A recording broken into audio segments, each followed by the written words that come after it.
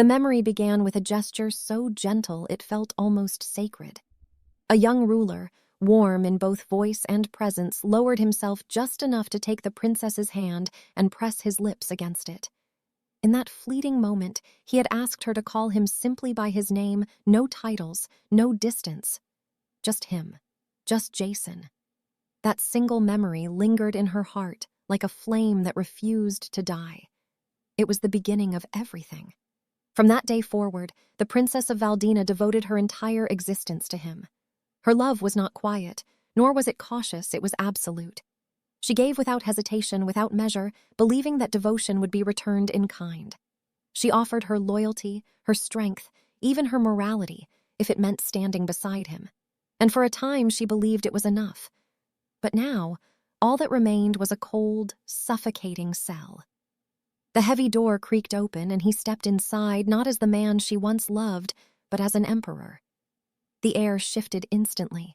Authority replaced warmth, and the distance between them became suffocating. At her cry of recognition, a knight lashed out with fury, condemning her for daring to speak his name so freely. Yet Jason silenced the man with nothing more than a subtle gesture, as though her voice, even now, still held some faint right to exist. Medea's emotions surged, no longer restrained. Everything she had buried clawed its way to the surface. She forced him to face the truth of what she had done for him, how she had stolen her own nation's treasure, sacrificed her youth to slay a dragon that threatened his empire, and surrendered the last strength of her homeland into his hands. She had even handed him the throne itself, and in return, she had been discarded, replaced. The woman who once stood beside him was cast aside for a saintess crowned as empress. What Medea received instead was betrayal, sharp, merciless, and final. Jason did not deny it. Instead, he hid behind prophecy. Everything, he implied, had been inevitable. Decisions were not his own, but guided by fate itself. He reminded her almost as if it were an act of kindness that their son, Leon, had been named crown prince. But that fragile defense shattered instantly. Leon was dead. The child had been taken to the imperial palace alone, only to die 6 months later. It was then Medea understood the truth that her son's death was not an end, but a beginning, a warning, a sign that she and her daughter would be next. And Jason confirmed it without remorse. Another prophecy had surfaced, one that declared Medea and her daughter as harbingers of ruin for the empire. He spoke of it as justification, as if destiny itself demanded their deaths. Burning them at the stake would have been the rightful punishment, he claimed, but instead he had chosen mercy, an easier death, a final kindness born from what little affection remained. Yet even then, he found fault in her. Her resentment to him was unjustified. Medea, exhausted by his refusal to acknowledge his own cruelty, no longer argued. She no longer pleaded. She only asked for it to end quickly, cleanly, so she would not have to endure the humiliation any longer. For a brief moment, silence filled the space between them. Then Jason spoke again, his tone disturbingly calm. He expressed regret not for his actions but for the children. Their fate, he admitted, was unfortunate, but he reassured her in the same breath that she would not be alone in death. There was comfort, he implied, in that. The meaning struck Medea like a blade. Her breath caught, her mind spiraling as disbelief consumed her. The words echoed, repeating until they formed a horrifying realization. Her daughter Leah, whom she had desperately tried to save. Before she could fully grasp it, another presence entered the cell. Verna. Relief surged for only a heartbeat before it twisted into dread. Medea had entrusted her with everything her daughter's life, her only remaining hope. Verna should have been far away by now, beyond the Empire's reach, crossing the border to safety. But she wasn't, and the truth came quickly. Verna had not run. She had chosen loyalty not to Medea, but to the Emperor. Betrayal, in her eyes, was unthinkable. Serving him was righteousness itself.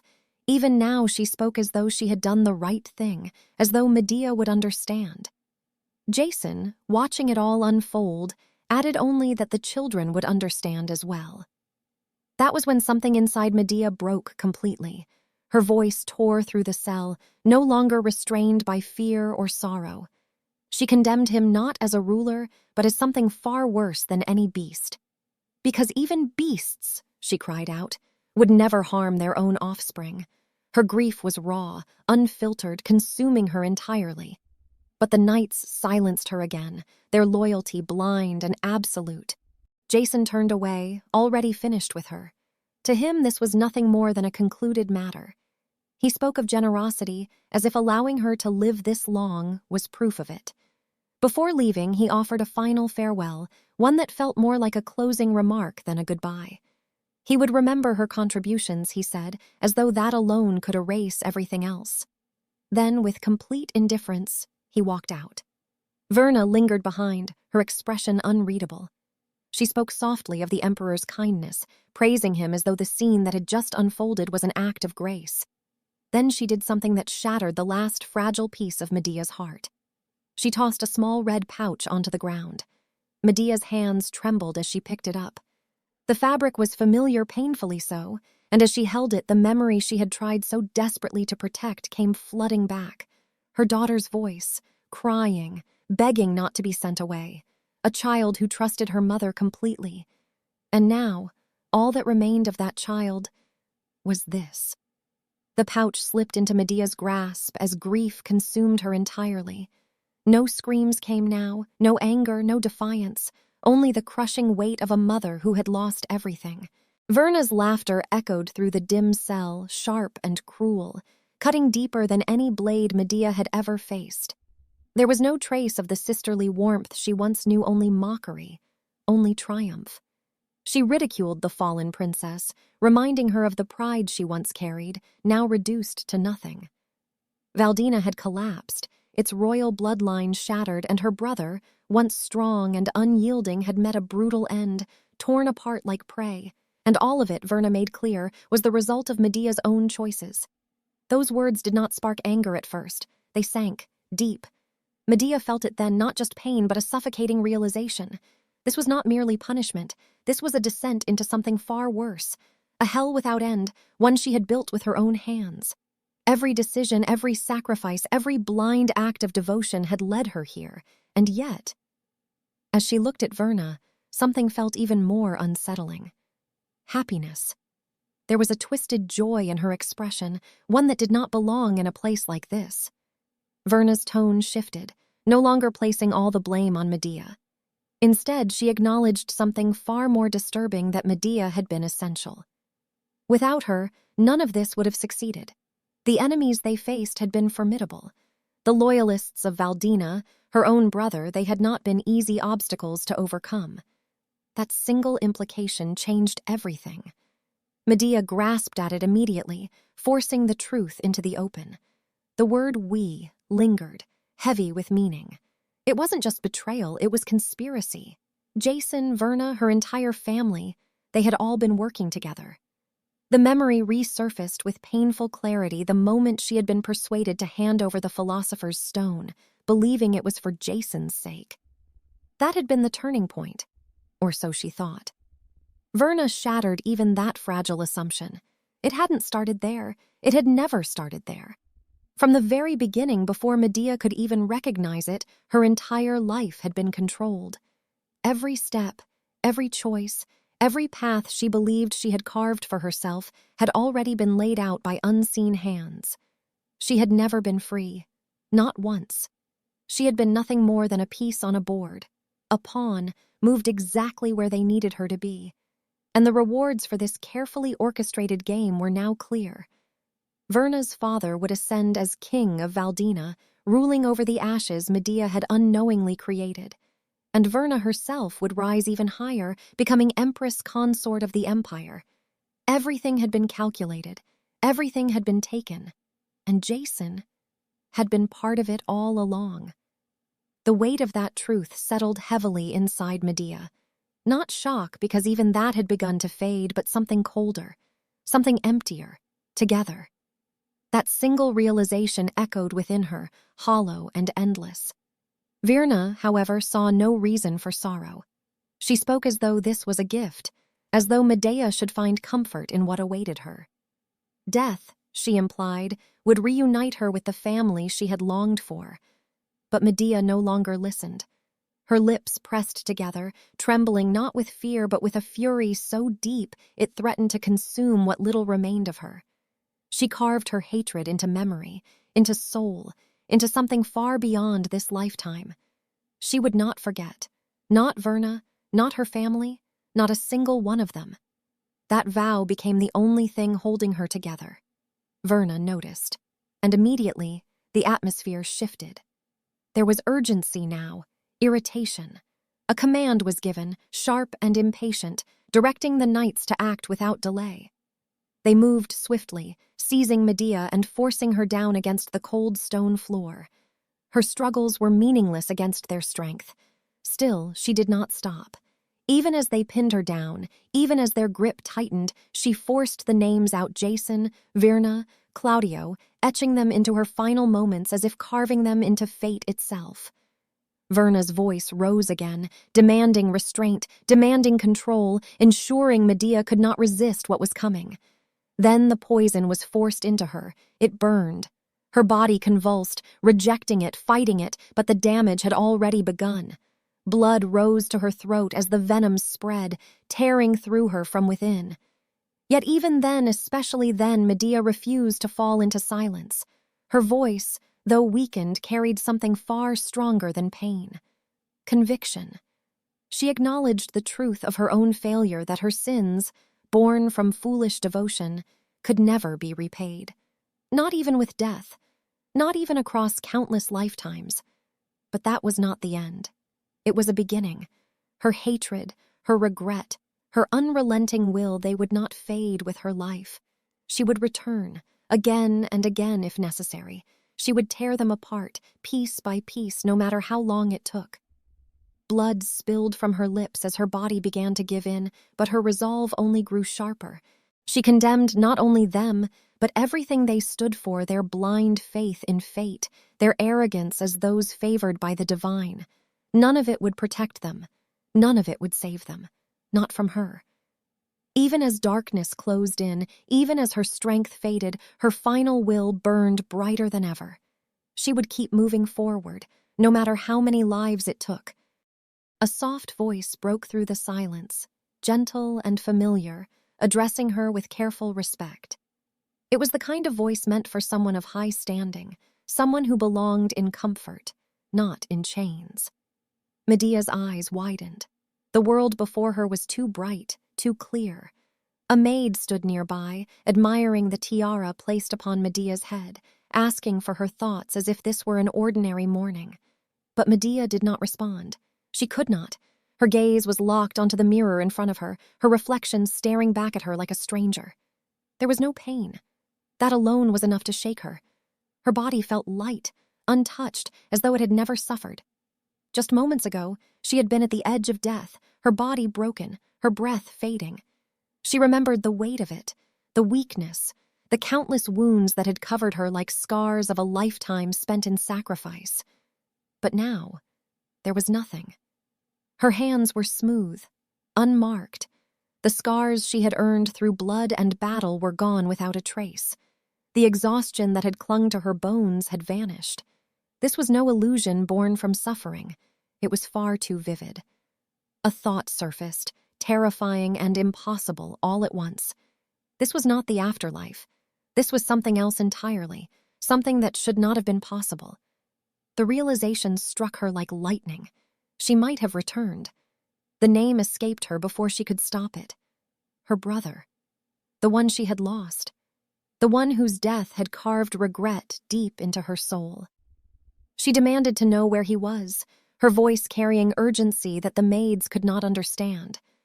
Confusion spread among them. They exchanged glances, unable to comprehend why she would ask such a thing. To them, nothing had happened. Everything was as it should be. Another maid stepped forward, attempting to reassure her, explaining that the king was alive and well. The words were simple, almost casual, but to Medea, they shattered everything she thought she knew. Alive. Her brother was alive. She rose to her feet immediately, unable to stay still for another second. She had to see him. She had to confirm it with her own eyes. Nothing else would be enough. The maids tried to stop her, their voices filled with concern. They spoke of an injury, of a fall that might have confused her mind. One even suggested calling for the royal physician. But Medea dismissed it all. None of it mattered. There was only one truth she needed to confirm. She moved quickly through the corridors, her steps unsteady at first, as though her body was still adjusting to this unfamiliar state. The castle stretched before her, both familiar and distant, like a memory brought to life. Her pace quickened. Down the spiral staircase she went, deeper and deeper into the palace. The air grew colder, heavier, as she descended toward a place few were allowed to enter. A hidden chamber, reserved only for those of royal blood. She knew this place. She remembered it clearly, and when she reached the massive door at the very bottom, her hand trembled before she could even touch it. A memory forced its way back into her mind. Her brother's voice, filled with quiet sorrow, telling her that their homeland was no longer a place of safety. She had blamed herself, knowing that her choices had led them to ruin. If only she had not given away the philosopher's stone. If only she had chosen differently. But he had not blamed her. Even in the face of everything, he had only wanted her to live, to be happy. The memory tightened around her chest, threatening to pull her back into despair. But this time was different. Medea steadied herself, forcing a slow breath as she pushed the past aside. She reminded herself that this was not the same ending. Not yet. Then she opened the door. The chamber revealed itself in silence, untouched and unchanged. And there, exactly where it should be, was the object that had once decided everything. The philosopher's stone. It was still there. The sight of it brought tears to her eyes before she could stop them. Her legs gave out beneath her as the weight of realization crashed down on her. This was real. This was not a dream, not a punishment, not an illusion. This was a second chance. If the stone was here, then everything that had gone wrong had not yet happened. She could still change it. She could still save him. Her brother would not have to die. The thought consumed her, overwhelming and powerful, filling her with a desperate hope she had long believed was gone forever. But as she held on to that hope, another set of memories surfaced. Voices, familiar voices. Verna's concerned tone, speaking of Jason's suffering, painting a picture of a man in agony who could only be saved by the stone. Her uncle's persuasion, soft yet insistent, calling the stone nothing more than a temporary loan, something she could return once peace was restored. They had spoken of her brother's understanding, of a future where everyone would be happy. They had spoken of love, of care, of trust. And behind those words had been nothing but deception. More voices followed, overlapping, repeating the same sentiments in different forms. They claimed to care for her, to act in her best interest, to want what was best for her future. They urged her, again and again, to hand over the philosopher's stone. Each word had sounded sincere. Each one had been a lie. The weight of that truth settled heavily within her as she remained there. On the cold floor of the chamber, the stone still within reach. This time she understood everything. This time she would not be deceived. The truth unfolded within Medea's mind with terrifying clarity. In her previous life, the philosopher's stone she had stolen did not bring salvation. It had been shattered into countless fragments and buried along the Kazan border walls, lost and useless. The promises made to her had been nothing more than empty words. The alliance she had been persuaded to believe in never came to pass. Relations between the two kingdoms did not improve. Instead, that single decision became the very spark that ignited everything that followed. It was the beginning of the tragedy. And now, standing in that same place once more, with the past laid bare before her, Medea began to laugh. The sound echoed unnaturally, sharp and unrestrained, as if something deep within her had finally broken free. There was no joy in it, only the madness of someone who had seen the end of her own story and been forced to relive its beginning. Slowly, she lowered herself to her knees. her hands pressed against the cold floor, grounding herself in the reality she had been given once again. This was not a dream, not a fleeting illusion. This was real.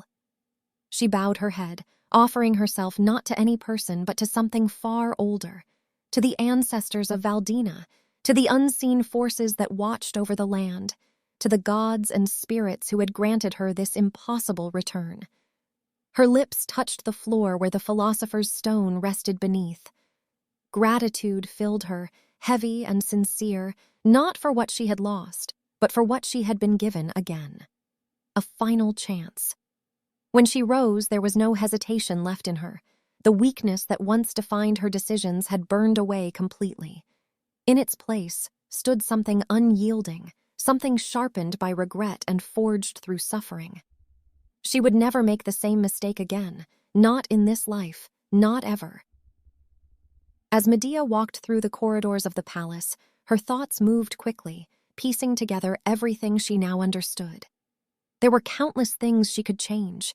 The stone was still in its place. Nothing had been taken yet. Nothing had been destroyed, and her body, it confirmed everything. The lightness she felt, the absence of pain, the strength in her steps. This was not the body of a woman worn down by years of war and sacrifice. This was her younger self, 17. The memory surfaced immediately. A tea party, a fall from her horse, the moment that had marked the beginning of another quiet loss.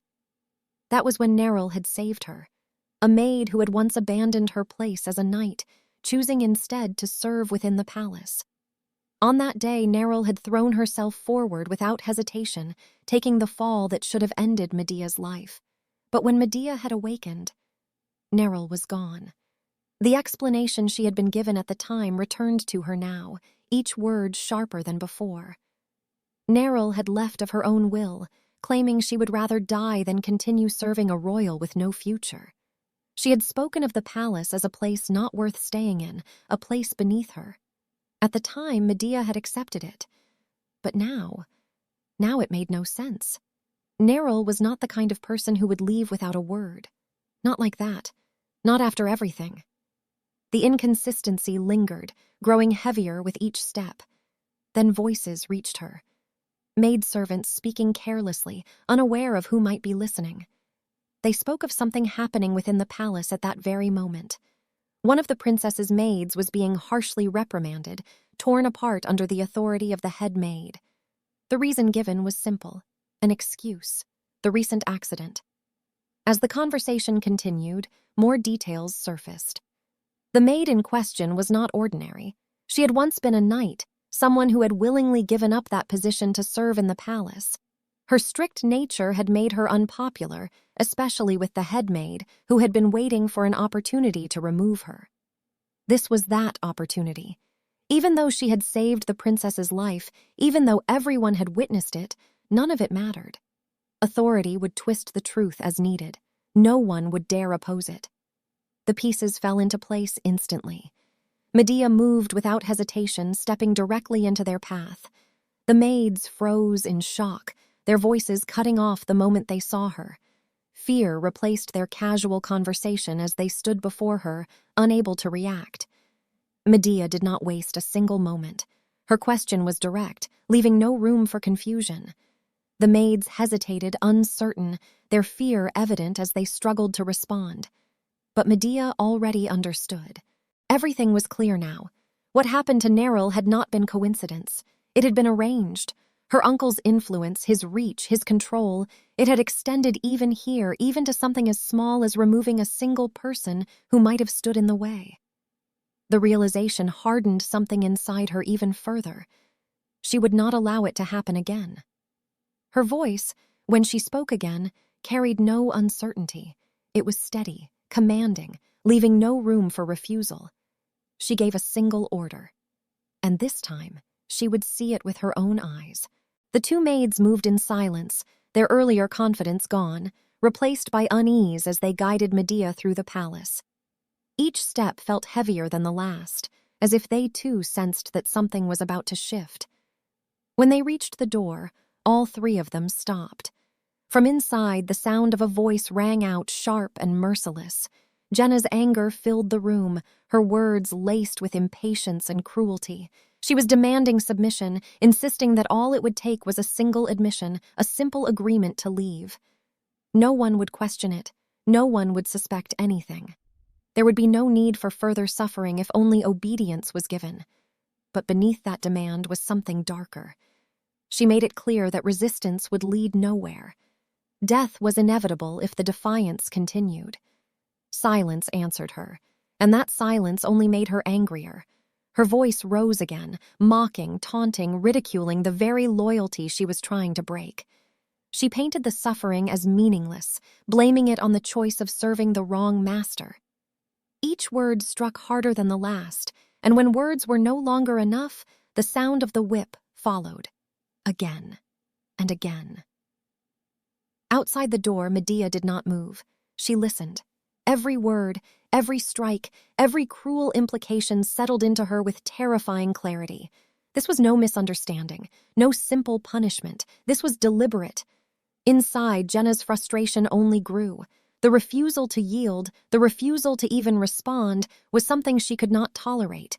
She raised the whip once more, prepared to strike again, but it never landed. A hand stopped it. The room fell into stunned silence as Medea stepped forward, her presence alone enough to shatter the momentum of the scene. Jenna froze, shock overtaking her composure as she recognized who stood before her. Medea's grip tightened around the whip, taking it from her without hesitation. Neryl, battered yet unbroken, lifted her gaze in disbelief. Even in that state, she still carried herself with quiet discipline, though confusion flickered across her expression at Medea's sudden appearance. Without a word of comfort, without a pause, Medea cast the whip aside. It struck the ground with force, snapping back just enough to lash across Jenna's face. The sound was sharp, unexpected, and for the first time, the one who had been delivering pain felt it herself.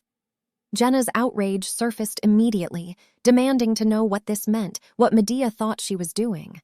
But Medea's response came without hesitation. The authority in her voice cut through the room, turning the accusation back on Jenna. The question was simple, but it carried weight. Who had given her the right to take someone who belonged to the princess and punish her like this? Before Jenna could respond, another presence entered. The head maid. She stepped forward as though she had been waiting for this moment, her composure perfectly intact. Without fear, without apology, she claimed responsibility. The order had come from her. Medea turned her attention to her immediately. There was no confusion in her gaze, only a cold assessment. What she saw was exactly as she remembered. A woman who had risen not through merit, but through alignment with power. Someone who acted as the hands and feet of the Duke Regent, using her position to manipulate and control the inner palace. Someone who had worked tirelessly to isolate Medea, to brand her as reckless and unworthy. And now she stood here, justifying cruelty as duty. The headmaid spoke calmly, as if nothing improper had occurred. She urged Medea to rest, to avoid straining herself after her recent injury. She dismissed the situation as something beneath concern, ordering the other maids to escort Medea away, as though this matter was already settled. But Medea did not move. Instead, she brought the truth into the open. Her voice remained steady as she pointed out what had just happened. A maid under her authority had been punished in secret, without trial, without judgment, without any regard for fairness. It was not discipline. It was lawlessness. The head maid did not waver. She defended her actions without hesitation, claiming that Neryl had failed in her duties and caused harm to the princess. According to her, the punishment was not excessive but lenient. Everything had been done in service to Valdina. Everything had been done as expected. She even went as far as to imply that Medea herself lacked understanding, that she still required guidance to properly grasp such matters. And once again, she attempted to end it. She ordered the maids to escort Medea away. But something had changed. Medea did not yield. Her gaze sharpened, her thoughts aligning with the clarity she had gained from the life she had already lived. The more she listened, the more the contradictions revealed themselves. So she pressed further. She questioned the very foundation of the headmaid's authority. Serving Valdina, she pointed out, meant serving the king above all else. Not the queen dowager, not the duke regent, not any other figure within the palace, regardless of their bloodline, only the king. That was where loyalty should lie. The question that followed was simple, and yet it carried enough weight to silence the room. The headmaid did not answer. For the first time, her composure faltered. The other maids noticed it immediately. Confusion spread among them, their voices hesitant but growing bolder as they questioned what should have been obvious. If loyalty belonged to the king, then why was there hesitation? Why was there no clear answer? Inside, the headmaid's thoughts raced. The situation had become dangerous. The Duke Regent's influence was vast, but so was his suspicion. There could be eyes everywhere, ears listening for the slightest misstep. A wrong answer here could carry consequences far beyond this room. And yet silence was just as dangerous. Before she could recover, before she could craft a response that would protect her position, the sound of impact rang out. Medea's hand struck the table. The force of it cut through the tension like a blade, pulling every gaze back to her. Her voice followed immediately, calm, sharp, unforgiving. She asked again. Was it a difficult question? The tension in the room lingered as the headmaid composed herself and gave her answer. She claimed that the question had only caught her off guard because of its simplicity, then firmly declared that her loyalty belonged to His Majesty, King Pelias. Medea accepted the answer without hesitation. She affirmed that the statement was correct, then immediately pressed further. She pointed out the contradiction in the headmaid's actions, questioning why a maid personally left at her side by the king was being treated in such a manner. She brought attention to the accusation itself, asking whether Neril had truly caused her harm, or if that claim was nothing more than a fabrication. Then she forced the matter to its limit. She demanded that the headmaid stand by her own words, invoking the loyalty she had just declared. If her allegiance truly lay with the king alone, then she should be able to swear upon it without doubt. At that moment, the headmaid's anger surged within her, her thoughts filled with resentment as she looked at Medea, no longer able to hide her hostility. The headmaid steadied herself, but her thoughts betrayed her irritation. Medea's sudden boldness unsettled her, yet she quickly resolved to reassert control. She spoke with cold authority, dismissing the need for further discussion and reducing Medea's position to nothing more than a member of the king's bloodline, not someone she was bound to obey. She went further. She invoked the memory of the late king's funeral, recalling the queen dowager's grief as if it still echoed in her ears. The image surfaced vividly in Medea's mind. A younger version of herself, standing amid mourning, while the queen dowager's anguish turned into blame, placing the weight of the king's death entirely upon her. The headmaid continued, drawing from that tragedy. She spoke of a nation that had wept, of countless people who had suffered, including herself. That sorrow, she insisted, would never have existed if not for Medea. She painted a picture where everything that had gone wrong began with her. The late king's death, the suffering of the people, even the harsh discipline within the palace, it all traced back to Medea's existence. Then she shifted her words into something sharper. She pointed out that Medea stood where she did only because of the current king's grace. Yet now, she dared to act as if she held authority. The headmaid made it clear that the queen dowager despised her, and that the king was no different. She questioned why he had never returned since his coronation, leaving the implication hanging heavily in the air. Medea remained silent through it all. The headmaid took that silence as submission. With a smug expression, she turned her attention back to the situation, ordering that the punishment resume. Jenna immediately prepared to continue. But before anything could happen, a sound broke through the tension. Medea laughed. It was sudden, sharp, and completely unexpected. The room froze, unable to understand what had just happened. Even Neril, still wounded, looked toward her in confusion. Medea stepped forward, her expression no longer restrained. She addressed the headmaid directly, picking up a wooden stick as she did so. Then she gave an order that stunned everyone in the room. She instructed the headmaid to step forward and lift her skirt. The words hung in the air, impossible to ignore.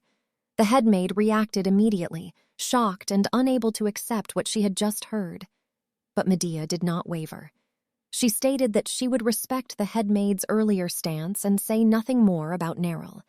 Instead, she proposed something else entirely, a different kind of discipline. On one side, the headmaid could continue punishing Neril. On the other, Medea would administer punishment herself, this time to the headmaid. The meaning was unmistakable. The headmaid tried to reject it, unable to believe that Medea would truly go this far. But Medea continued, grounding her actions in authority. She explained that when someone within the royal household failed in their duties, the king held the right to punish them, and in his absence, that authority did not disappear. It was transferred. She revealed the source of that authority as she placed a ring upon her finger. The king's seal, left to her by her brother. The weight of it shifted the entire room. The headmaid immediately tried to deny it, claiming such a situation had never existed. But Medea countered without hesitation, recalling how during the late king's campaigns, the Duke Regent had exercised the same power to impose strict punishments within the palace. The precedent was already there, the authority was real, and now it belonged to her. Once again, she gave the order. The headmaid protested, her voice rising, but the command did not change. Jenna, caught in the middle, was told to continue her actions as if nothing had changed. The room stood on the edge of chaos, uncertainty spreading through everyone present. Medea stepped forward. The headmaid, lost in her own thoughts, still believed this was nothing more than a bluff. She convinced herself that Medea lacked the courage to follow through, that fear would stop her before she crossed that line. She did not notice Medea closing the distance. And then it happened. With full force, Medea struck. The blow landed without hesitation, sending the headmaid to the floor. The sound echoed through the room, leaving no doubt about what had just taken place. Silence followed. The headmaid lay there, shocked and in pain, unable to process what had just happened. Medea stood over her, unmoved. She ordered her to stand. The punishment, she made clear, had only just begun. For the first time, fear appeared in the headmaid's voice as she tried to stop what was coming next. The sun was beginning to set, its fading light stretching across the palace corridors as the day quietly came to an end. The tension from earlier had not yet faded, but the noise and chaos had been left behind. Now, there was only silence. Medea walked slowly, supporting Neril as they moved through the corridor. Each step was careful. Neril's body, battered and weakened, leaned against her for support. The strength that once defined her as a knight was still there, but her injuries made even the smallest movement difficult. Neril broke the silence first. Her voice carried confusion more than pain, questioning why Medea had done what she did. The events in the room were not something that could be easily understood or ignored. Medea did not answer the question directly. Instead, she focused on keeping Neril steady, telling her not to force herself and to lean on her properly. Her tone was firm, but there was a quiet care beneath it that had not been there before. Neril accepted the support, expressing her gratitude, but her thoughts remained elsewhere. Even in her condition, she was not thinking of herself. Her concern turned immediately to the consequences. The headmaid held control over the palace, and retaliation was inevitable. Neril understood the danger of what had just happened. She even considered returning, despite her injuries, to smooth things over before things escalated further. Medea stopped her. An apology came instead. It was quiet, but heavy. Neril did not understand it at first, but Medea continued, her voice breaking as the weight of her own guilt surfaced.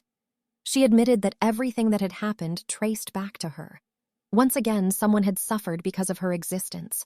The memory of the past life surfaced clearly in her mind. This had already happened once. In that life, Neril had not left the palace. She had stayed. She had endured everything in silence, standing her ground to protect Medea until the very end, and in the end, she had been beaten to death. The realization tightened around Medea's chest. Even now, the question lingered. Neril had once been a knight, someone trained to fight, someone strong enough to resist. And yet, she had endured it all without striking back. Why had Medea never seen it before? Why had she been so blind? In a palace filled with deception and betrayal, there had been someone who genuinely cared for her, someone who had chosen to stay and protect her without expecting anything in return. And beyond that, another truth surfaced. Her brother had not abandoned her either. Even in his own way, he had tried to protect her. All of it had been there, and she had failed to see it. Medea stepped forward and pulled Neril into an embrace. It was not a gesture of authority. It was something far more personal. She held on to her tightly, as if trying to anchor herself in this moment, in this second chance she had been given. The tears she had held back finally surfaced, not out of weakness, but from the overwhelming weight of everything she now understood. This time would be different. This time, she would not overlook what truly mattered. She made a promise. Not out loud, not as something meant to be heard by others, but as something absolute. This would never happen again. The next day, the capital of Valdina buzzed with rumors. In District 2, the atmosphere was far from quiet.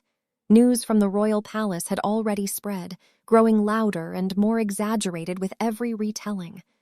What had happened within those walls had become the city's most talked-about topic. A knight hurried inside, unable to contain the excitement. He immediately reported what everyone was whispering about. The headmaid of the royal palace had been whipped by the princess herself. The story unfolded quickly, filled with details that painted the incident as both shocking and almost unbelievable.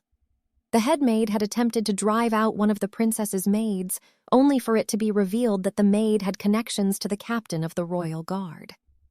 That connection had drawn the attention of the Duke Regent. The situation escalated when the head maid punished the maid, and in response, the princess punished the head maid. According to what people were saying, the head maid had collapsed after a single strike, proof that the princess's hand was far heavier than anyone expected. Across from him, a black-haired man listened. His reaction was not what one might expect. Instead of surprise, there was only quiet curiosity. The mention of a princess seemed unfamiliar to him, as though her existence had been forgotten or dismissed entirely. The knight clarified. There had always been a princess, the only sister of the current king. But her name was rarely spoken without something darker attached to it. Rumors had followed her for years, painting her as cursed, as someone who had brought ruin even to her own parents. The word curse lingered. The black-haired man questioned it, not with disbelief, but with interest. The knight continued, recounting the story that had been passed around for years. A tragedy from a decade ago. The former king and queen had left for war together, a war they were winning without difficulty. Victory had been within reach. But back in the capital, a young princess had been left behind, alone. She had written a letter, expressing how much she missed them. Moved by her words, the king and queen abandoned the battlefield to return to her, but they never made it back. On their way to Valdina, they were ambushed and killed. What followed was disaster. The war fell apart. The nation was thrown into chaos, and in the aftermath, blame found its way to a single person. A child. The Queen Dowager had treated the young princess not as someone who had suffered loss, but as someone responsible for it. The whispers spread quickly, taking root among the people. For years, the story remained the same. The princess was cursed. The tragedy was her fault. The black-haired man dismissed it quietly. To him, it was nothing more than blind hysteria. People clinging to superstition, placing blame where it did not belong. Those who had never seen a true curse spoke the loudest. The knight hesitated then, his tone shifting slightly as concern surfaced. He asked about his lord's condition carefully, as if unsure whether the question itself might cross a line. The black-haired man did not answer immediately. His thoughts drifted inward. 3 years had passed since the curse took hold of him. 3 years of enduring something that could not be easily described. The curse of petrification. It spread slowly, relentlessly, turning flesh into something cold and unyielding, as though life itself was being replaced by stone. A memory surfaced, a man, kneeling, filled with anger and condemnation. He had spoken of darkness, of unforgivable sins, of a fate that would strip away everything, blood turning cold, a heart hardening into stone.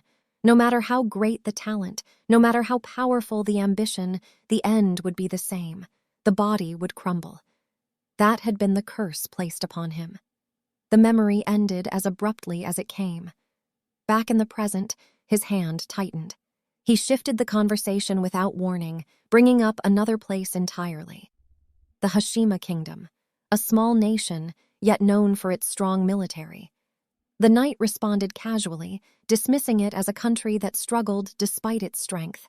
But then he returned to the earlier topic, noting that the long-hated princess had finally begun to change.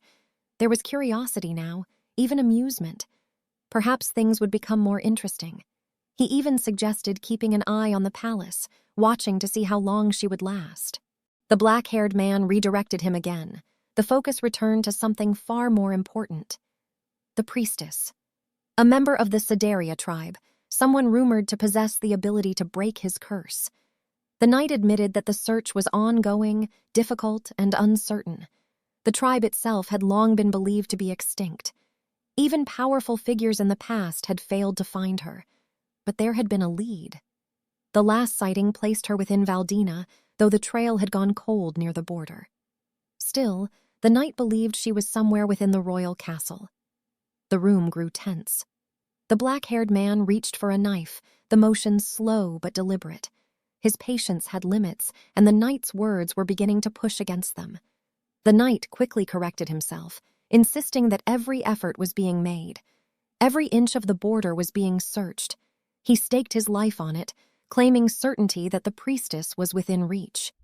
The response he received was cold, a warning. If that certainty proved false, the consequences would not be something he could escape. The knight understood immediately. There was no need for further explanation. He promised to double-check everything, urgency replacing his earlier confidence. As he prepared to leave, he added one last reminder. There was an upcoming visit to the palace. A mask would be necessary. His identity had to remain hidden, no matter how much he disliked it. Even then, the knight could not hold back his nature. He made a light remark, pointing out that someone with such a face would naturally hate hiding it. The reaction was immediate. The black-haired man's patience wore thin once more. The knife in his hand shifted, ready to be thrown. The knight felt it instantly. Fear replaced humor. Without another word, he retreated, leaving the room as quickly as possible, shutting the door behind him. Inside the princess's palace, the atmosphere was quiet, almost fragile. Medea stepped into the room where Neril lay resting. The aftermath of the previous day still lingered, but here, there was a rare moment of stillness. She moved closer to the bed, her gaze settling on Neril's sleeping form. Her breathing was steady, her body finally at rest after everything she had endured. Medea observed her carefully. There were no broken bones. That alone brought a small sense of relief. With time, Neril would recover. She would be able to stand again, to move, to wield the sword she loved so much. That mattered, because in this vast and suffocating palace, Neril was not just a servant. She was the first person Medea had truly found, her only ally. That realization settled firmly within her. If nothing else, if for no other reason, Medea knew what she had to do.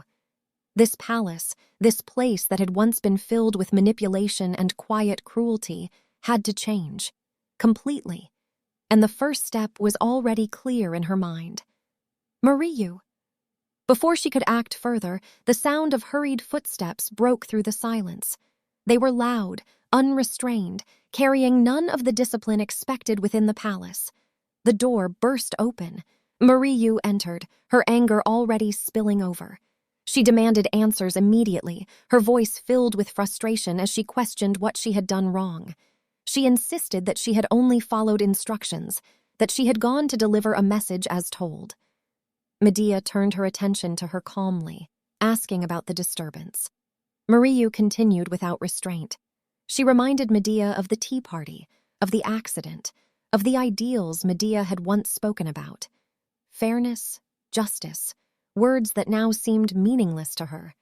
She She described how she had been struck without warning and how, upon returning, she discovered her room had been reassigned, replaced by Neril.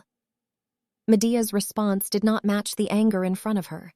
Instead, she observed the injury on Mariu's face and told her to treat it. The concern sounded simple, almost detached. When Mariu hesitated, Medea even offered to apply the medicine herself, which only deepened the confusion. Mariu faltered. She had not expected this. Inside Medea's mind, the truth was already clear. Mariu had long enjoyed favor without earning it, protected only by her connection as the nanny's daughter. Her arrogance, her lack of discipline, her disregard for her position, Medea had overlooked it all in the past. She had convinced herself that Mariu was loyal, but that illusion had already been shattered once before. In another life, Mariu had betrayed her. She had traded Medea's life for her own gain. That memory remained sharp, yet here she stood, complaining over something as small as a room. Mariu's voice rose again, insisting that it had been her space, demanding an explanation for the decision made without her consent. Medea responded without hesitation. She questioned whether she truly needed permission to care for her own people. Mariu tried to backtrack, but it was too late. Medea's tone hardened. She pointed out the growing insolence, making it clear that Mariu's behavior had crossed a line. She dismissed her from duty, instructing her to rest, as if the conversation had already ended. But Mariu could not accept it. Inside, resentment boiled over. The balance she had grown used to was gone. The princess she once believed she could control was no longer the same. In her frustration, she clung to the past, to the belief that Medea was weak, someone beneath her despite her title. She reached out, attempting to stop Medea from leaving. And in that instant, everything changed. A sharp movement cut through the air. Mariu froze. A strand of her hair fell. Shock replaced anger as she realized what had just happened. The blade had come close enough to make its point without hesitation. The silence that followed did not last long. Mariu's anger returned, sharper than before, her voice rising as she demanded to know if Neril had lost her mind. The shock of what had just happened quickly turned into outrage, her pride unable to accept what she had just experienced. But she did not get the chance to act on it. Neril stepped forward without hesitation. Even in her injured state, her movements were precise, controlled. The blade in her hand moved swiftly, stopping just at Mariu's neck. The edge pressed close enough to make the threat undeniable. There was no tremor, no uncertainty in her stance. Her warning was clear. Any further attempt to touch the princess without permission would not go unanswered. The consequences would not be small. Mariu froze. Fear replaced anger almost instantly. The reality of the situation sank in as she felt the cold edge of the sword against her skin. Whatever confidence she had moments ago disappeared completely. She turned and fled, clutching her neck as if trying to protect herself from a danger that still lingered. The room fell quiet again. Medea looked toward Neril, noting what had just happened. Despite everything, despite her injuries, Neril had risen and acted without hesitation. She questioned her, pointing out that she should still be resting. But Neril dismissed it. To her, this was nothing. Medea observed her closely. Even injured, even restricted to using only one arm, there had been no opening, no weakness in her movements. Her strength was undeniable, her skill evident in the way she handled the situation. This was not someone ordinary. This was someone who could stand on equal footing with the strongest knights. That realization settled firmly in Medea's mind. Then she spoke. From that moment on, Neril would no longer remain in the background. She would serve directly at Medea's side, attending to her personally. Neril accepted without hesitation. Medea continued immediately, giving her next command. All the maids of the princess's palace were to be gathered. All the maids of the princess's palace stood gathered, their expressions mixed with curiosity and unease. The atmosphere was different from before, as if everyone could sense that something within the palace had begun to change. Medea stood before them, calm and composed, and announced the reason for calling them all together. She began reassigning their duties, directing specific maids to take charge of her dresses and personal grooming. The chosen maids reacted with surprise, exchanging glances as they tried to process what was happening. Quiet whispers followed, spreading quickly among them. The sudden change was seen as unexpected fortune, especially with the growing rumor that Mariyu had been cast aside. Before the murmurs could settle, another maid stepped forward, raising a concern. She reported something unusual that had happened while collecting the day's supplies. Despite there being plenty of proper materials available, they had been deliberately given firewood that was soaked and moldy. Another maid confirmed it, adding that the regular palace staff had been instructed to stay away from the princess's quarters entirely. The intent was clear. Medea recognized it immediately. She pointed out the timing without hesitation. After what had happened the day before, retaliation had already begun. The head maid was making her move. The maids began whispering again, their voices carrying both shock and curiosity. The rumors had already reached them. The story of the head maid being struck had spread, and now they were seeing the consequences unfold. Medea did not deny it. Instead, she addressed them directly. She made it clear that this palace belonged to her, and everyone standing before her were her people. It would not have mattered who had been in Neril's place. Her actions would have been the same. But she did not ignore the reality of the situation. The head maid's resentment ran deep, and it would not end easily. The days ahead would be difficult for all of them. She apologized. The words were simple, but they carried weight. Then, without hesitation, she opened a large chest. Inside, jewels gleamed under the light, drawing every eye in the room. The maids were momentarily stunned, their attention captured by the sudden display. Medea spoke again. She made her stance clear. She had no intention of backing down. If she gave in now, it would only encourage further abuse.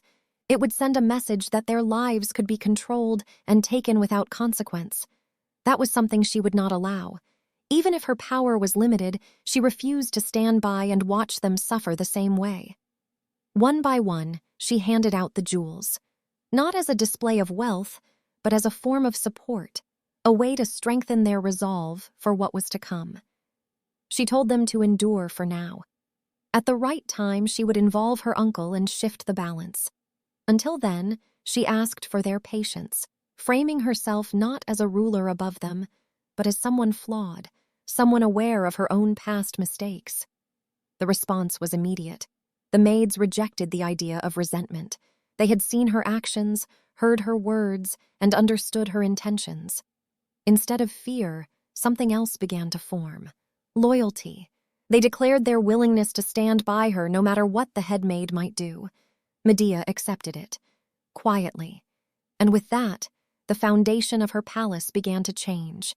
When the others had left, only Medea and Neril remained in the room. The silence returned, but this time it carried something deliberate. Neril was the first to speak. She pointed out the nature of the maids who had just left, recognizing them for what they were. They were not loyal servants, but the kind who carried information beyond the palace walls, spreading whatever they heard. Giving them such valuable jewels in her eyes had been excessive, especially for people like them. Medea did not deny it. Instead, she revealed that it had been intentional. She explained that removing them was necessary, and this was the method she had chosen. Neril questioned her further, pointing out the obvious outcome. The maids would not keep what they had been given. They would sell the jewels the moment they had the chance. Medea confirmed it calmly. That was exactly what she wanted. Each piece she had given away had originally come from her uncle. They were large, eye-catching stones, meant to appear valuable, but lacking refinement. Gifts presented under the guise of affection, yet designed to shape her image. Through them, she had been painted as extravagant, wasteful, a princess undeserving of respect. That image had never been accidental. It had been created, and now she would use it. Medea explained that rumors would begin to spread soon. The question was not whether they would, but how far her uncle would go to suppress them. By letting those jewels leave the palace, she was setting something into motion. The cost was small compared to what she intended to uncover. Days passed. And just as she expected, the rumors began.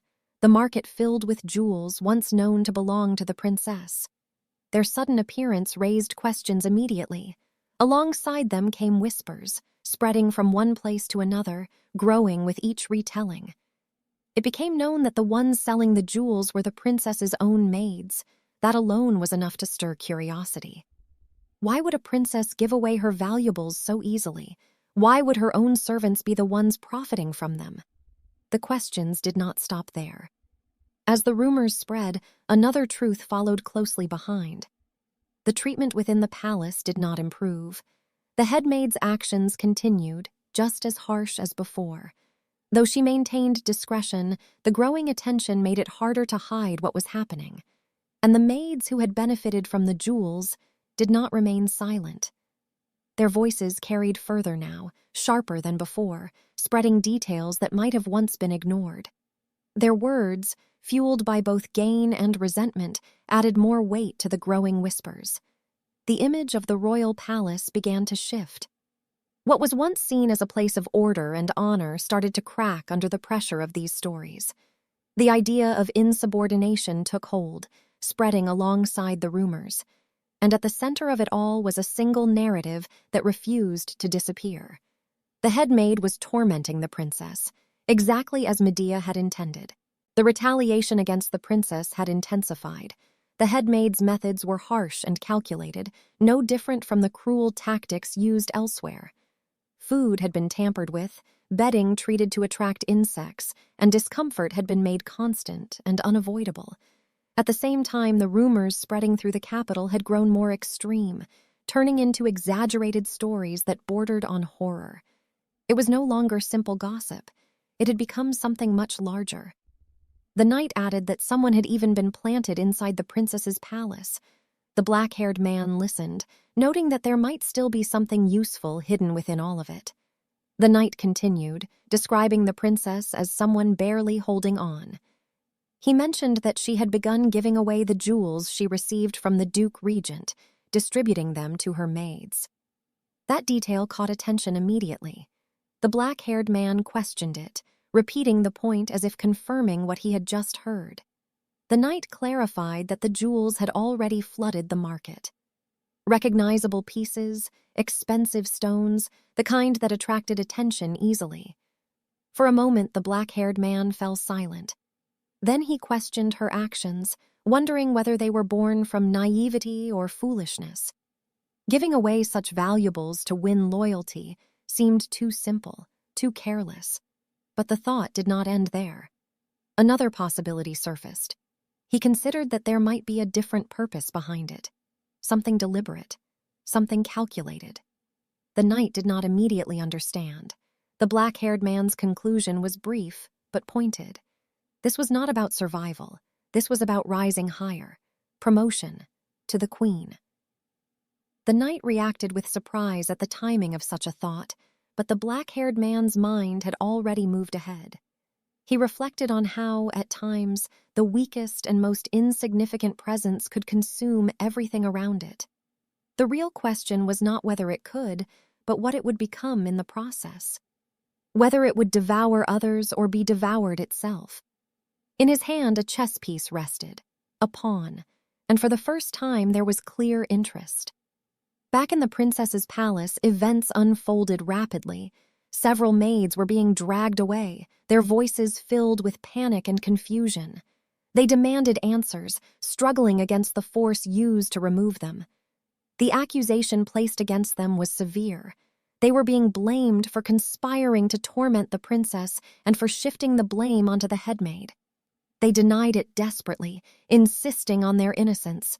They pointed back at the headmaid, claiming the harassment had come from above, not from them.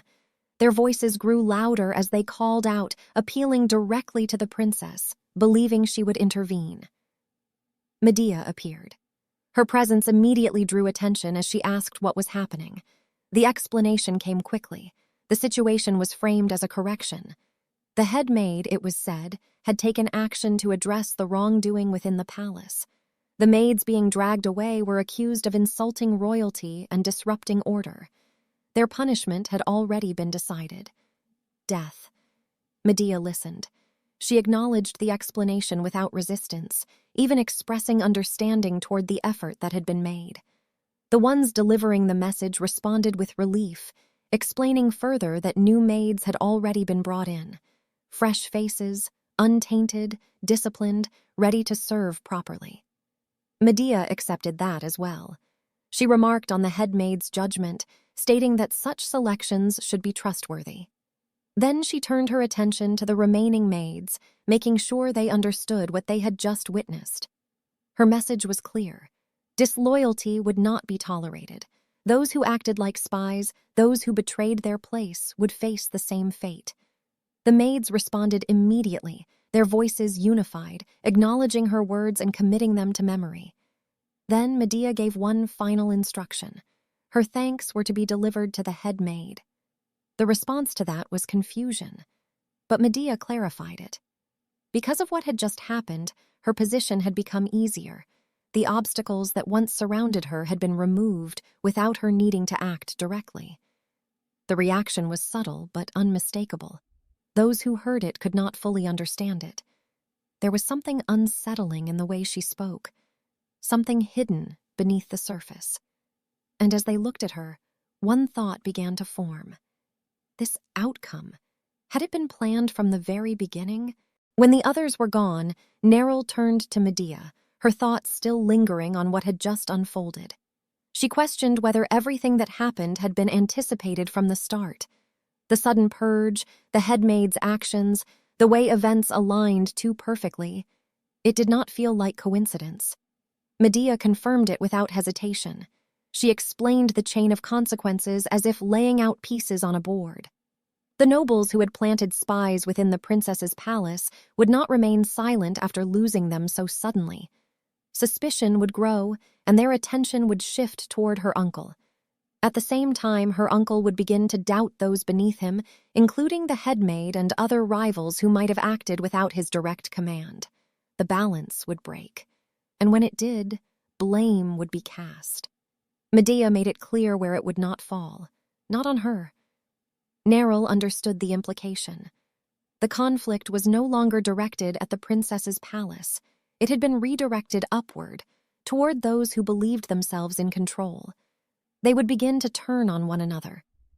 She realized then that Medea was no longer the same person she once served. She spoke of that change. Medea did not deny it.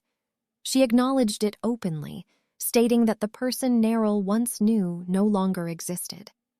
Facing death had stripped away her hesitation. She had learned that remaining naive was no longer an option. Then she asked a question in return. Whether Neril could still accept a master like this. Neril fell silent. Memories surfaced, not of power or authority, but of sincerity. The Medea she once knew had been someone defined not by command, but by a quiet, genuine presence. That was what she had wanted to protect. But now, that presence had changed, and yet her decision did not waver. She knelt, lowering herself in respect, and pledged her loyalty once more. No matter what kind of person Medea would become, she would remain at her side. Medea accepted it. There was a quiet sense of relief in her response. The next day, the atmosphere shifted again. Medea sat within her room, her thoughts focused on what lay ahead. The head maid and her uncle were no longer unknown threats. She had already faced them once before, learned their patterns, endured their schemes. Predicting their next moves was no longer difficult. But there was something else, something unfamiliar. Her attention shifted toward Mariu. Mariu moved carefully as she prepared tea. Her actions controlled but lacking the confidence she once had. Then, suddenly, the cup slipped from her hands and shattered against the floor. She reacted immediately, apologizing and attempting to recover the situation, offering to prepare another cup. Medea observed her closely. This was different. In the past, this moment had never existed. This behavior, this reaction, it was something new. Mariu had managed to avoid being caught in the earlier purge, hiding when it mattered most. Now, she stood here unharmed, trying to regain favor. Her actions made sense. Fear had driven her here. Mariyu continued, explaining the tea she had prepared. It was something she knew Medea preferred. Something she had taken care to make exactly as before. She even described the effort she had gone through, gathering the ingredients herself, enduring discomfort to do so.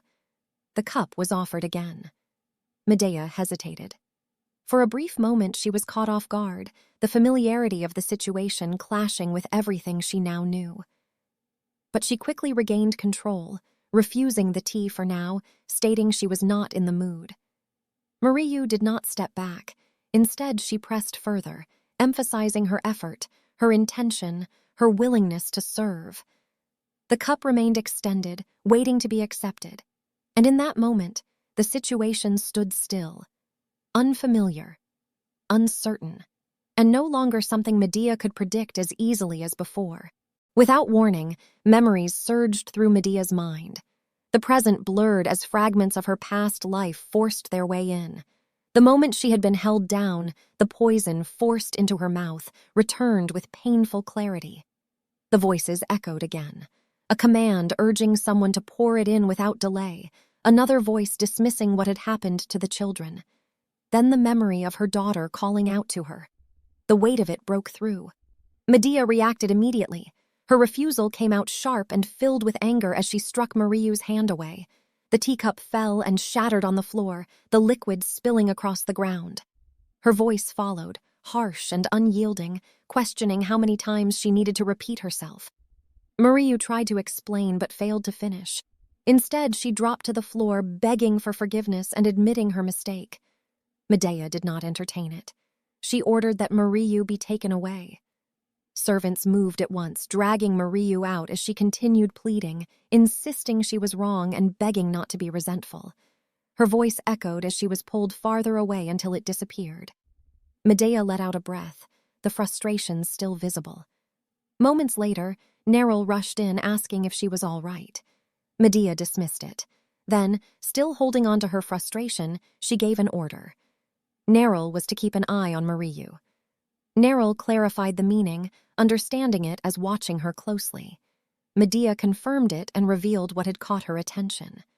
Mariyu had been wearing a bracelet, one she could not have bought with her own money.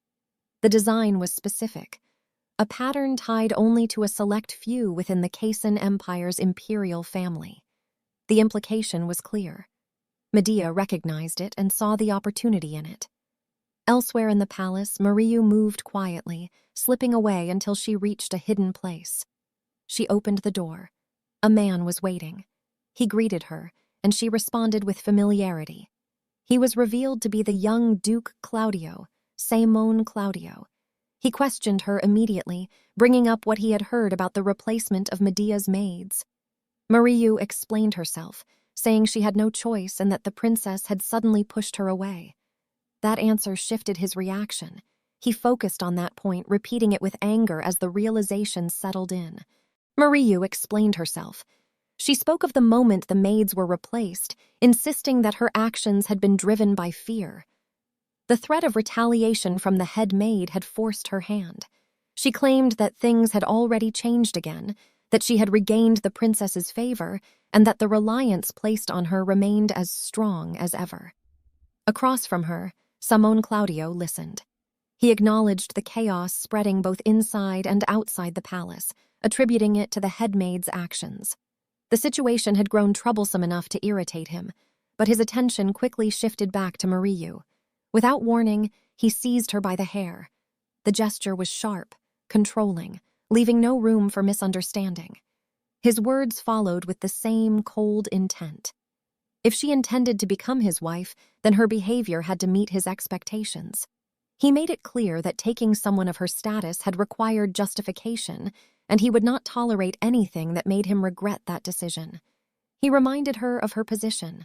She was valuable because of her connection to Medea, because she was someone the princess cherished.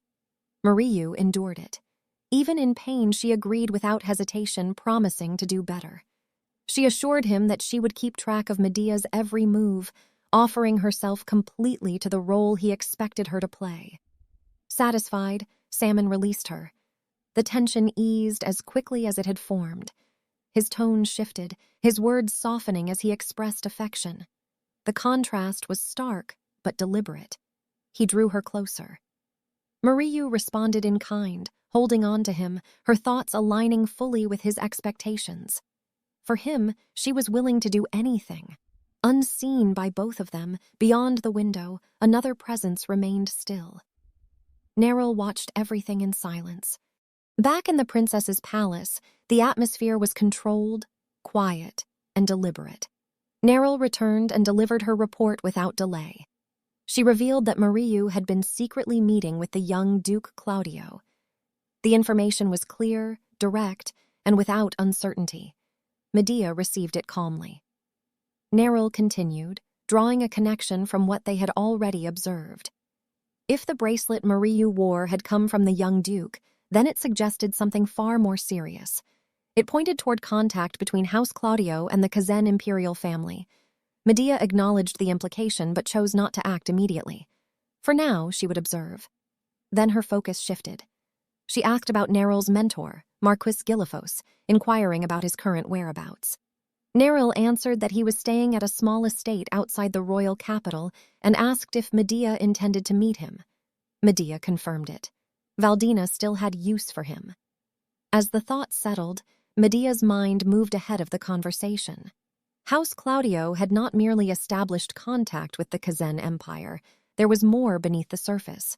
Samon himself likely did not realize that something as simple as a bracelet, given to win favor, could serve as proof of something far greater. Collusion.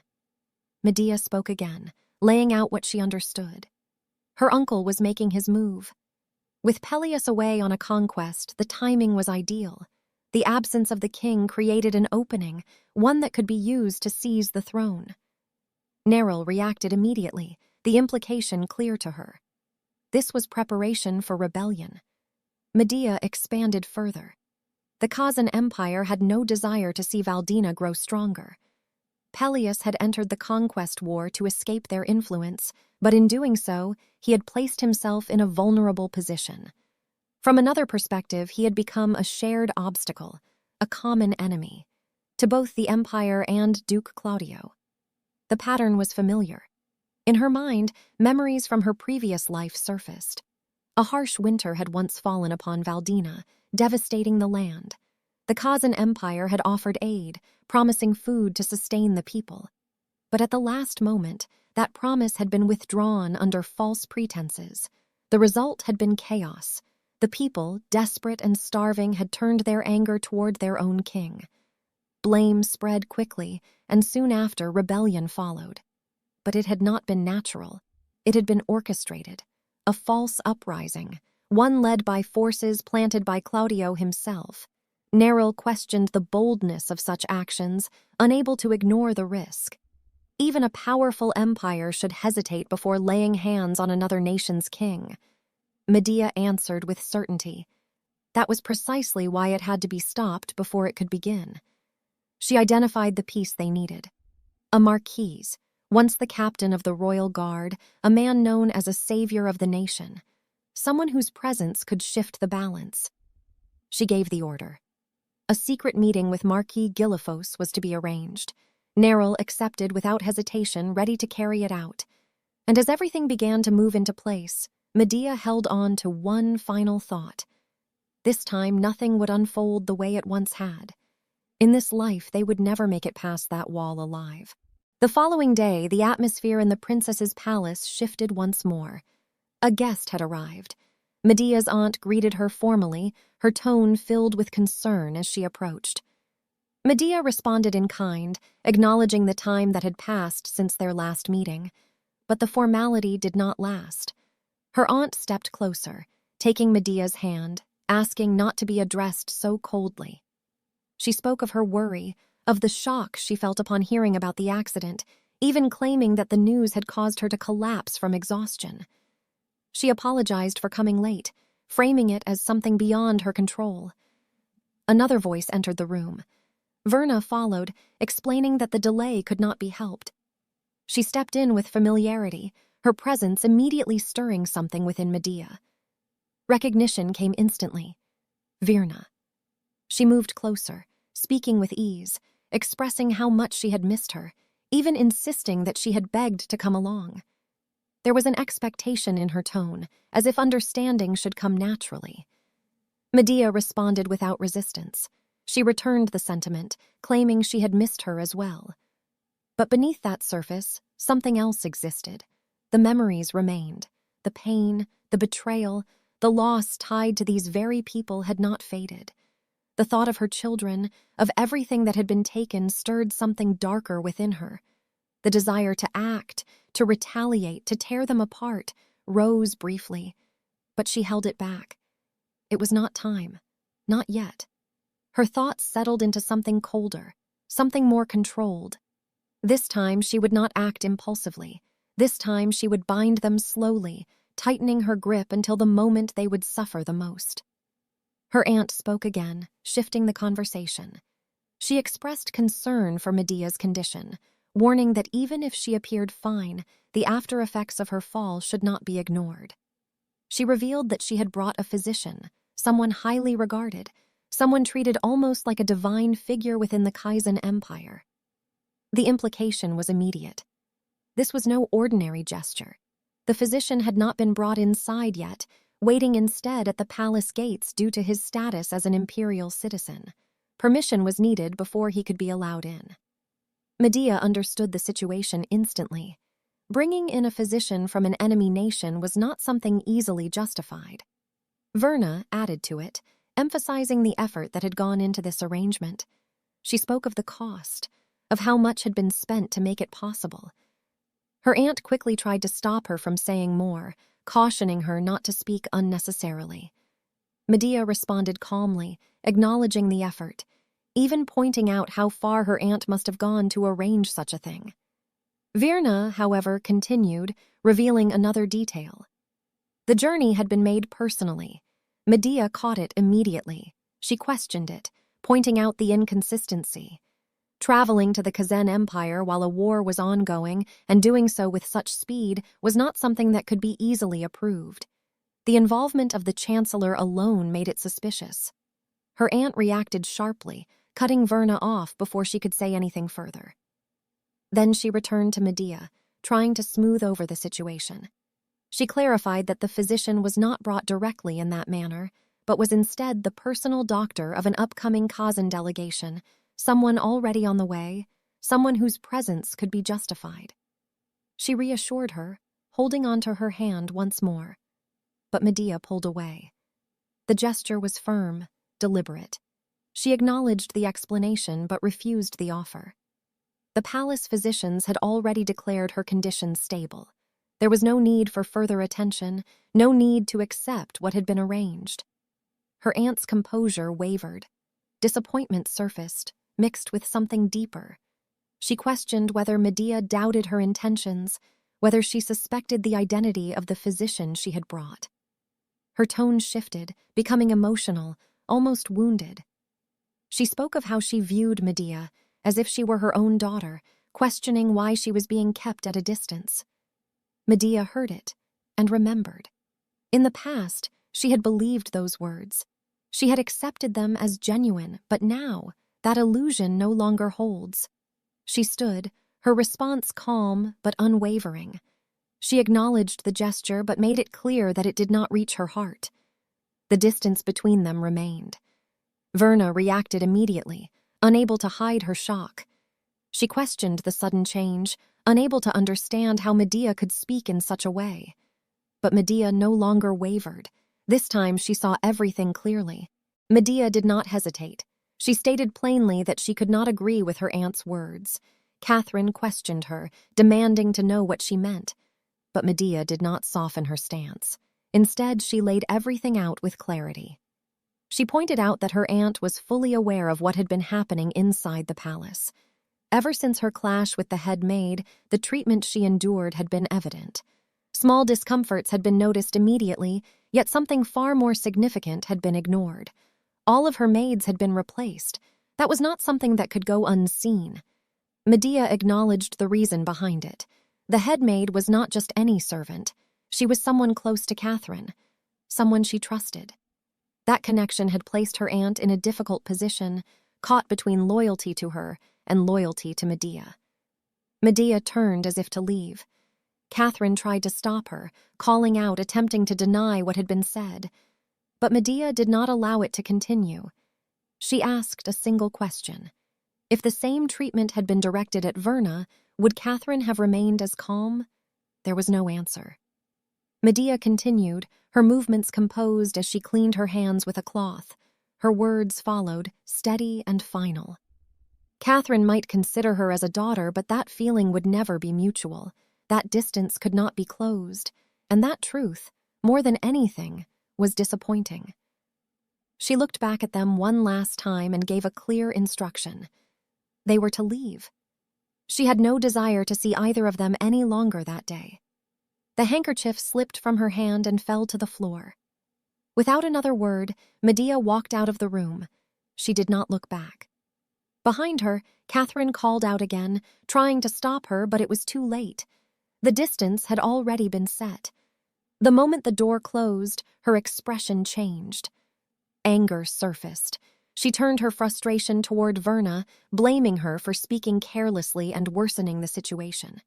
In her mind, the situation had already been under control. Medea had been manageable before, restrained enough to remain within expectations. Now, that control was slipping, and it could not be allowed. Her thoughts sharpened, focusing on what needed to be done next. The failure in her eyes lay partly with the headmaid. If things had been handled with more restraint, this shift might not have happened. A decision followed. The headmaid would be punished. Not just for discipline, but as an example, because losing control now was not an option. Inside Medea's room, the air was quiet, but not untouched. Mariu moved carefully, her actions deliberate as she carried out something hidden beneath the surface. She whispered to herself, urging haste as she reached into her coat and pulled out a handkerchief she had kept concealed. The moment she held it, disgust crossed her thoughts. The object felt repulsive to her, as if it carried something foul, something she could barely tolerate touching. Even so, she did not stop. Her mind ran through the plan. The headmaid's scheme was clear: to pair the princess with Count Larc Etienne, a man known not for honor but for greed and disgrace. A noble by title, a minister by position, and someone closely tied to the regent duke. Yet behind that status was a reputation that inspired nothing but revulsion. Mariu understood exactly what this meant. By hiding that man's handkerchief inside Medea's private chamber, within her wardrobe, the outcome would be inevitable. Rumors would spread. Scandal would ignite. The princess's name would be dragged through it, tied to a man no one respected. It would not just damage her reputation, it would destroy her future. A scandal involving someone like Etienne would make any marriage impossible, regardless of her status. The humiliation alone would be enough to isolate her completely. Mariu held on to that thought. To her, it felt justified. She reminded herself that things had not always been like this. There had been a time when she stood close to the princess, when she held a place that mattered. But that position had been taken, replaced by Neril. Now, she was nothing more than someone pushed aside. Her resentment deepened. The memory of the headmaid's words surfaced again, guiding her resolve. There had been a promise. If she played her part well, she would be lifted from her current status, adopted into a noble family, given a new life, a new name, a new position, a path upward, and beyond that something more personal. Once she became a noble, she could stand beside Simone without hesitation, without shame. That future was within reach. She moved forward with the plan. The handkerchief was placed inside Medea's drawer, hidden where it would later be discovered. The act was done quickly and carefully, leaving no trace of hesitation. As she finished, she justified it once more. This was not betrayal in her eyes. She believed it had started with Medea. She believed she had simply been abandoned first. Unseen by her, beyond the room, another presence remained still. The following day, Neril returned with the results of her surveillance. She reported everything she had witnessed the previous night. Mariu had met with the headmaid, and afterward she had secretly entered Medea's bedchamber. There, she had hidden something inside the wardrobe. Medea listened in silence as preparations continued around her. Then Neril presented the evidence. She handed over the item that had been concealed in the wardrobe. It was a handkerchief. Medea examined it carefully. The name attached to it was enough to reveal its purpose: Count Etienne. The moment she recognized it, the situation became clear. The headmaid was running out of options. This scheme was not the action of someone in control, but of someone becoming increasingly desperate. Neril's reaction was immediate. The anger she felt was impossible to hide. She viewed the plot as unforgivable and offered a simple solution. If given the order, she was confident she could make the problem disappear entirely. Medea answered calmly.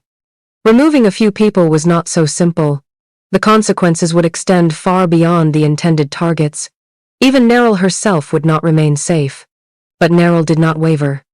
She declared her loyalty without hesitation, making it clear that her life meant little compared to the duty she felt toward Medea. She was willing to sacrifice everything if necessary. For a moment, Medea was caught off guard. Looking at Neril, she could not help but feel a mixture of amusement and concern. There was something incredibly straightforward about her.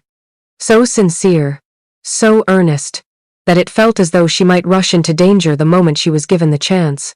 Medea stepped closer and placed a hand on her shoulder.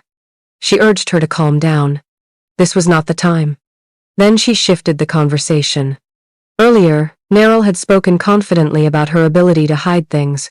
Medea brought that statement back up, and Neril confirmed it without hesitation. That answer was all Medea needed. Rather than simply destroying the trap that had been laid for her, she intended to use it. She moved toward her wardrobe and retrieved something from within. Neril immediately recognized it. The item was a bracelet. Medea explained where it had come from. One of the new maids had brought it to her, claiming Mariu had stolen it. When she attempted to return it, she realized something was unusual. The bracelet was far too valuable for Mariu to have acquired on her own. Yet Mariu had proudly spoken of it as a token of love. That detail mattered. The bracelet clearly belonged to someone else. And if it was going to be returned, Medea saw no reason to do so plainly. A better opportunity had presented itself. She instructed Neril to wrap the bracelet in Count Etienne's handkerchief and place both items inside Mariu's luggage. Neril understood immediately. The order was accepted without question. With the pieces prepared and the plan set into motion, Medea gave the signal to move forward. It was time to go. As preparations were completed, Medea turned her attention to the journey ahead. She confirmed that someone would be guiding them to the Marquis's mansion. Neril assured her that everything had already been arranged. The person waiting with the carriage was an old classmate of hers. Medea showed interest at once. If he was Neril's classmate, then he must also have been one of Marquis Gilliphos's disciples. Neril confirmed it. She described him as somewhat cocky, but undeniably talented. Despite his personality, she was confident that Medea would find him agreeable. Outside, the carriage was already waiting. The moment they arrived, the young man greeted them with casual ease. Instead of showing the usual reverence expected before royalty, he joked about seeing a princess use a side entrance. According to him, the knights only used that route when sneaking out. Medea quietly observed him. So this was the disciple Neril had spoken about. Confident, bold, and not particularly concerned with formalities. The young man continued speaking, remarking that he had almost expected Neril to emerge from some newly dug tunnel. He added that waiting a little longer was hardly a problem for someone as insignificant as himself. Neril immediately reprimanded him. She reminded him that the princess was standing right there and demanded that he show proper respect. The warning had little effect. He merely smiled. That reaction only made Neril more irritated, and she was ready to continue scolding him. But Medea stopped the matter before it could escalate. Inwardly, she found the situation almost amusing. Compared to the hostility, criticism, and contempt she had endured in her previous life, this level of insolence felt harmless. Almost charming. She calmly told Neril that it was fine. Then she greeted the young man herself and politely entrusted her safety to him for the journey to the mansion. The casual confidence vanished for a brief moment as he responded, clearly not expecting such a reaction. Without dwelling on it further, Medea stepped into the carriage. The destination had already been decided. With everything in place, she gave the order to depart. Their next stop would be the residence of Marquis Gelifos. The carriage continued along the road toward the residence of Marquis Gelifos. The journey was uneventful until a sudden jolt shook the carriage. One of the wheels struck a rock with enough force to damage it, and moments later the wheel came loose completely, forcing the carriage to stop. Tom quickly climbed down to inspect the problem. After checking the damage, he assured them that he would repair it as quickly as possible. He knocked on the carriage to inform them of the situation, then knocked again to make sure they had heard him, warning that it would still take some time. Neryl's patience wore thin immediately. She was clearly irritated by the inconvenience and apologized to Medea, offering to go outside and have a word with Tom about it. Medea, however, stopped her. As she looked through the carriage window, something beyond the broken wheel had caught her attention. She quietly told Neryl to leave it alone. Outside, scattered throughout the area, were people whose appearance immediately drew her focus. For a moment she simply stared, unable to look away. Then she asked if they were veterans. Neryl confirmed it. She explained that as the war continued, more and more soldiers found themselves in circumstances like these. Some remained there with whatever family they had left. Others had nowhere to return to at all. Their homes had been destroyed, their villages burned, or their bodies permanently damaged by war. Medea listened in silence. Her gaze remained fixed outside the carriage.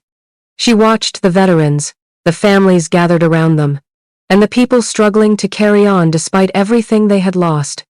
No words followed. She simply observed. Meanwhile, outside, Tom worked on the damaged wheel until the repair was finally complete. Once he finished, he announced that everything was ready. The carriage could move again. And so the journey toward Marquis Gelifos's residence resumed. The carriage arrived at the residence of Marquis Gelifos. The estate stood with quiet dignity, carrying the weight of a man long removed from court affairs, yet still deeply tied to the history of Valdina. At the entrance, the Marquis himself awaited them. He formally greeted the princess, addressing her with the respect owed to royalty. His voice carried the discipline of a former captain of the royal guard, a man once bound entirely to the kingdom's military command. Medea responded in kind. She acknowledged that it had been a long time since they last met. The Marquis remarked that time had passed quickly, and that she had grown considerably in the years since. Medea replied that he, on the other hand, had not changed at all. For a brief moment, the Marquis fell silent. As he looked at her, an image formed in his mind.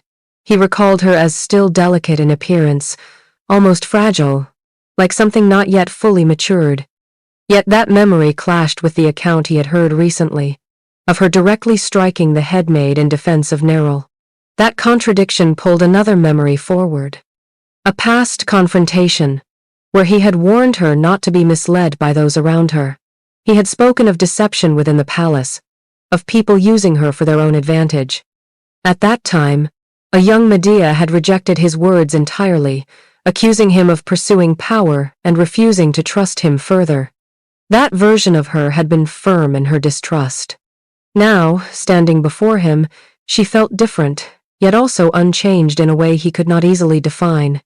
The Marquis reflected inwardly that a person could not truly change overnight. He assumed she had likely come because of recent conflict within the palace, perhaps a disagreement with the headmaid that had left her uncertain. From his perspective, Valdina itself had already lost its strength. The hope he once held for it had faded long ago. Returning to the center of political power was something he had no intention of doing again. With that thought settled, he spoke plainly. He stated that pleasantries were sufficient. Since the princess had made the journey to see him, he would be honest in return. He had left state affairs behind and did not intend to return. He offered his apology for being unable to assist her. Medea listened without interruption. When he finished, she acknowledged his position. She stated clearly that she understood his intentions. But that was not the purpose of her visit. She then presented a scroll. Opening it, she revealed its contents without hesitation. It was her entire personal fortune. She explained her request simply. She wanted him to use it to oversee the construction of housing for veterans within the capital. The Marquis reacted first with visible confusion. He questioned what he had just heard, repeating the idea of housing within the capital, as if trying to confirm whether he had understood correctly. Medea did not hesitate. She asked why he was surprised. She reminded him that he himself had once taken action to make her aware of the existence of those people. The implication was clear. She had not been ignorant of them because she lacked awareness, but because her attention had been deliberately restricted. The Marquis responded with his own assumption. He explained that, given the presence of those around her who opposed such concerns, he believed she would not have noticed the suffering of the veterans at all. Medea rejected that notion outright. She stated that being blindfolded and deafened did not mean she should remain unaware of reality. She continued by addressing the state of the kingdom itself. The royal family lacked funds, and the nobles refused involvement because there was no profit to be gained. That left only one person she could entrust with the matter: the Marquis. His expression shifted as the conversation deepened. He pointed out the contradiction in her decision. If she was aware there were no funds and no profit to be made, then why was she offering her entire fortune for this purpose? Medea answered without hesitation. She declared that she was a princess of Valdina, and that she was simply fulfilling what such a position demanded of her. That answer left the Marquis silent. He froze, unable to respond. Within that silence, Medea's thoughts drifted elsewhere. She recalled her previous life, where prolonged hunger and hardship had slowly accumulated resentment among veterans. That resentment had not disappeared. It had grown over time until it turned toward the very nation they once fought for. Those who had once been heroes eventually became rebels, not out of ambition, but out of survival.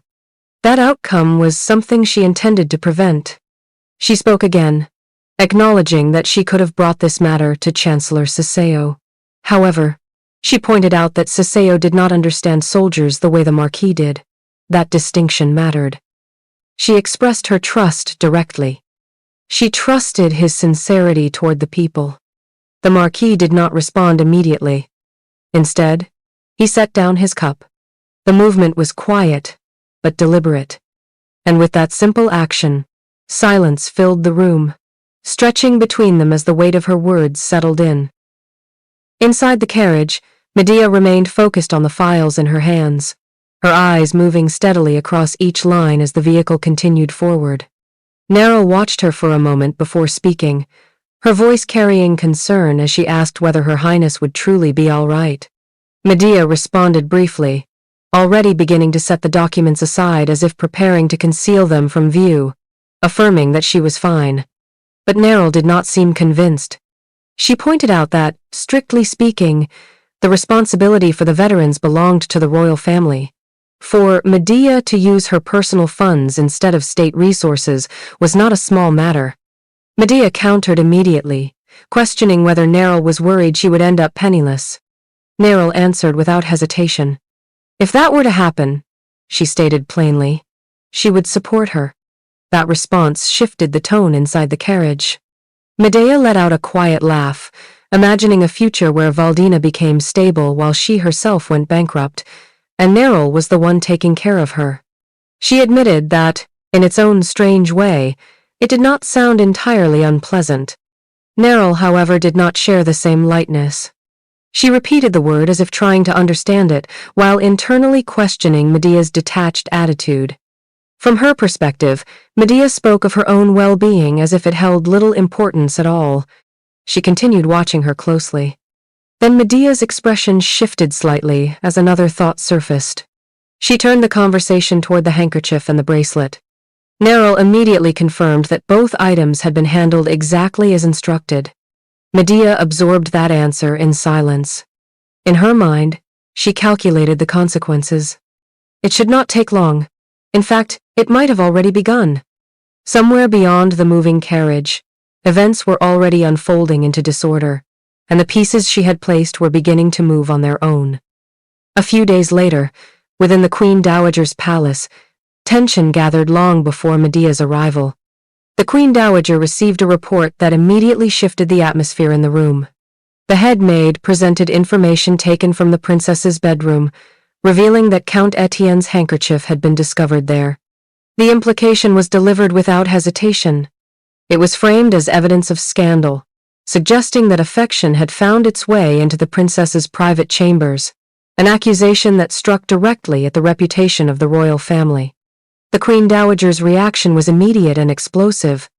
She declared the situation intolerable, calling it a disgrace that touched the honor of the royal household itself. Her anger rose sharply as she ordered that Medea be brought before her at once, insisting that she would not allow the matter to pass without consequence. Not long after, the doors opened. An aide announced the arrival of Princess Medea. She entered the room with composed steps. The Queen Dowager's command came without delay. She ordered Medea to kneel. The demand was repeated with increasing force when there was no immediate reaction. Eventually, Medea complied, lowering herself as instructed, but not in silence.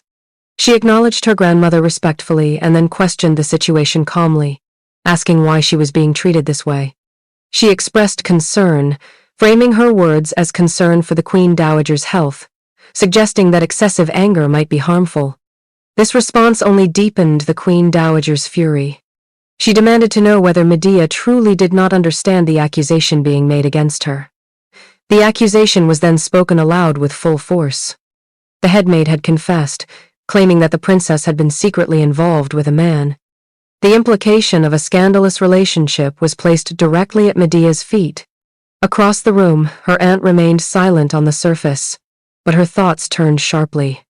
She rejected the claim immediately in her mind. There had been no man near Medea capable of such involvement. The princess's marriage was not something trivial, but a long-term political asset carefully managed and controlled. Any unnecessary connection would have been noticed and eliminated long ago. As she considered the situation further, confusion took hold beneath her composure. She questioned the origin of the accusation itself, wondering if anyone had acted independently or if someone had stirred trouble without authorization.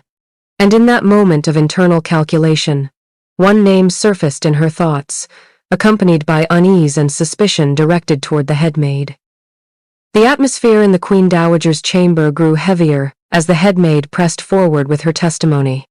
She bowed deeply before the throne and spoke with deliberate conviction, claiming she had uncovered the truth behind Medea's supposed secret behavior. She described herself as a loyal servant of Valdina who could not ignore wrongdoing, insisting that she had been forced into speaking out after allegedly being threatened in an attempt to silence her. Then she gestured, summoning Mariu forward as a witness. Mariu stepped into view and delivered her statement with visible distress. She identified herself as a maid of Princess Medea and claimed that she had been ordered to accompany the princess during visits to a lover. She added that whenever she attempted to object, she was cast aside. Her voice broke as she apologized to the princess in tears, presenting herself as someone burdened by guilt yet compelled to speak the truth. The Queen Dowager's patience broke at that moment. Her anger erupted as she questioned how the situation could possibly grow even more absurd, calling out Medea's name in frustration. But beneath the surface of Mariu's performance, her thoughts ran differently. She observed the Queen Dowager's rage and recognized its intensity, even noting the danger of the situation if it escalated further. She considered possible punishment, even imagining confinement, yet still justified her actions internally by shifting blame toward Medea for having distanced her first. Medea finally responded. She remained composed, stating that if she had committed a crime, she would accept punishment without resistance. However, she questioned the credibility of the accusations. She pointed out that the headmaid had recently been punished for violating royal law, and that Mariu had already been dismissed for repeated misconduct and lack of discipline. She calmly asked whether, under these circumstances, anyone could truly confirm the truth of their statements. The headmaid reacted immediately, raising her voice in disbelief at the denial despite what she called clear evidence. She then physically pulled Mariu forward, reinforcing her claim by forcing her to speak again. Mariu repeated her accusation, insisting that the handkerchief was proof of Medea's involvement with a lover and framing it as a treasured token. At that point, the Queen Dowager cut through the exchange. She declared that she had heard enough and announced that she had already ordered a full search of the princess's chambers. Without delay, she summoned Pinatelli to carry out the investigation. Through all of it, Medea remained still, silent, unmoving in the center of the accusations, as the room shifted around her under the weight of suspicion and authority. Baroness Pinatelli, the Queen Dowager's closest attendant, entered the chamber with composed steps and formal precision. She announced her return, confirming that she had carried out the order given to her. The Queen Dowager acknowledged her arrival, offering brief recognition of her service and asking whether the investigation had yielded results. Pinatelli responded without hesitation. She confirmed that evidence had been found, presenting the handkerchief in her possession. She identified it as belonging to Count Etienne Larc, a minister of the royal household. At that moment, the atmosphere in the room shifted. The headmaid and Mariu, who had earlier appeared confident, reacted with quiet satisfaction, their expressions suggesting they believed the situation had finally turned in their favor. But Pinatelli continued speaking. She delivered a critical clarification. The location where the item had been discovered was not the princess's chambers. The Queen Dowager immediately questioned this, her tone sharpening as the implication became unclear. Pinatelli then revealed the full detail. The handkerchief had been found in the maid's quarters. Mariu's composure broke instantly. She reacted in shock, denying the possibility outright, insisting that such a placement could not be true. But beneath the surface of the unfolding scene, Medea remained composed. In her mind, she observed that denial would not change the outcome. Pinatelli was not someone who could be easily influenced or redirected. Her thoughts drifted back to an earlier meeting. At dawn, days before this confrontation, Pinatelli had stood before her with formal restraint, questioning the sincerity of Medea's intentions. Medea had responded with certainty. She confirmed she knew of Pinatelli's past, specifically the unjust execution of her father, a former minister of the royal household. That crime had been falsely attributed, and the true instigator had been the regent duke himself. Medea had offered something in return for her cooperation. She held a seal capable of clearing the false charges tied to her family name. That name had once been Sachin, a family destroyed by political manipulation. It was that truth, and that promise of restoration, that had bound Pinatelli's loyalty beyond influence. Back in the present, Pinatelli remained unwavering. The truth she presented stood fixed in the chamber, dismantling the narrative that had been carefully constructed. Medea simply smiled as the pieces aligned exactly as she had anticipated. Returning to the present moment, the Queen Dowager's chamber remained locked in tension as Baroness Pinatelli continued her report. She directly challenged Mariu, questioning whether she denied ownership of the bracelet now being presented as evidence. At that instant, Mariu's composure shattered. The bracelet had been placed before her, and her shock was immediate and unguarded. She reacted loudly, demanding to know why it was there and how it had entered the investigation. Pinatelli maintained control of the exchange. She confirmed that the bracelet indeed belonged to Mariu. She added that multiple maids had already testified to seeing her wear it. The implication was no longer speculative. It was supported by observation from within the palace itself. The Queen Dowager demanded that she continue. Pinatelli proceeded, explaining that the bracelet had been discovered wrapped inside the same handkerchief previously linked to Count Etienne. From that detail, she suggested that the item had likely been gifted, forming a direct connection between Mariu and the minister. Mariu's panic escalated. She denied the claim immediately, insisting that the bracelet had not been given by the minister himself. Pinatelli pressed further, demanding clarity. She asked who had given it, pointing out that the insignia embedded in the design was not something accessible to ordinary individuals. It indicated a high-ranking noble origin, narrowing the possibilities significantly. Under pressure, Mariu hesitated. In her thoughts, fear surfaced sharply. She realized that if the truth of her connection to Salmon's family were exposed, especially with the presence of the Duchess in the room, her life would be at risk. The situation was no longer about scandal alone. It had become a matter of survival. Pinatelli raised her voice again, demanding she speak the truth without evasion. Mariu faltered, unable to form a clear answer.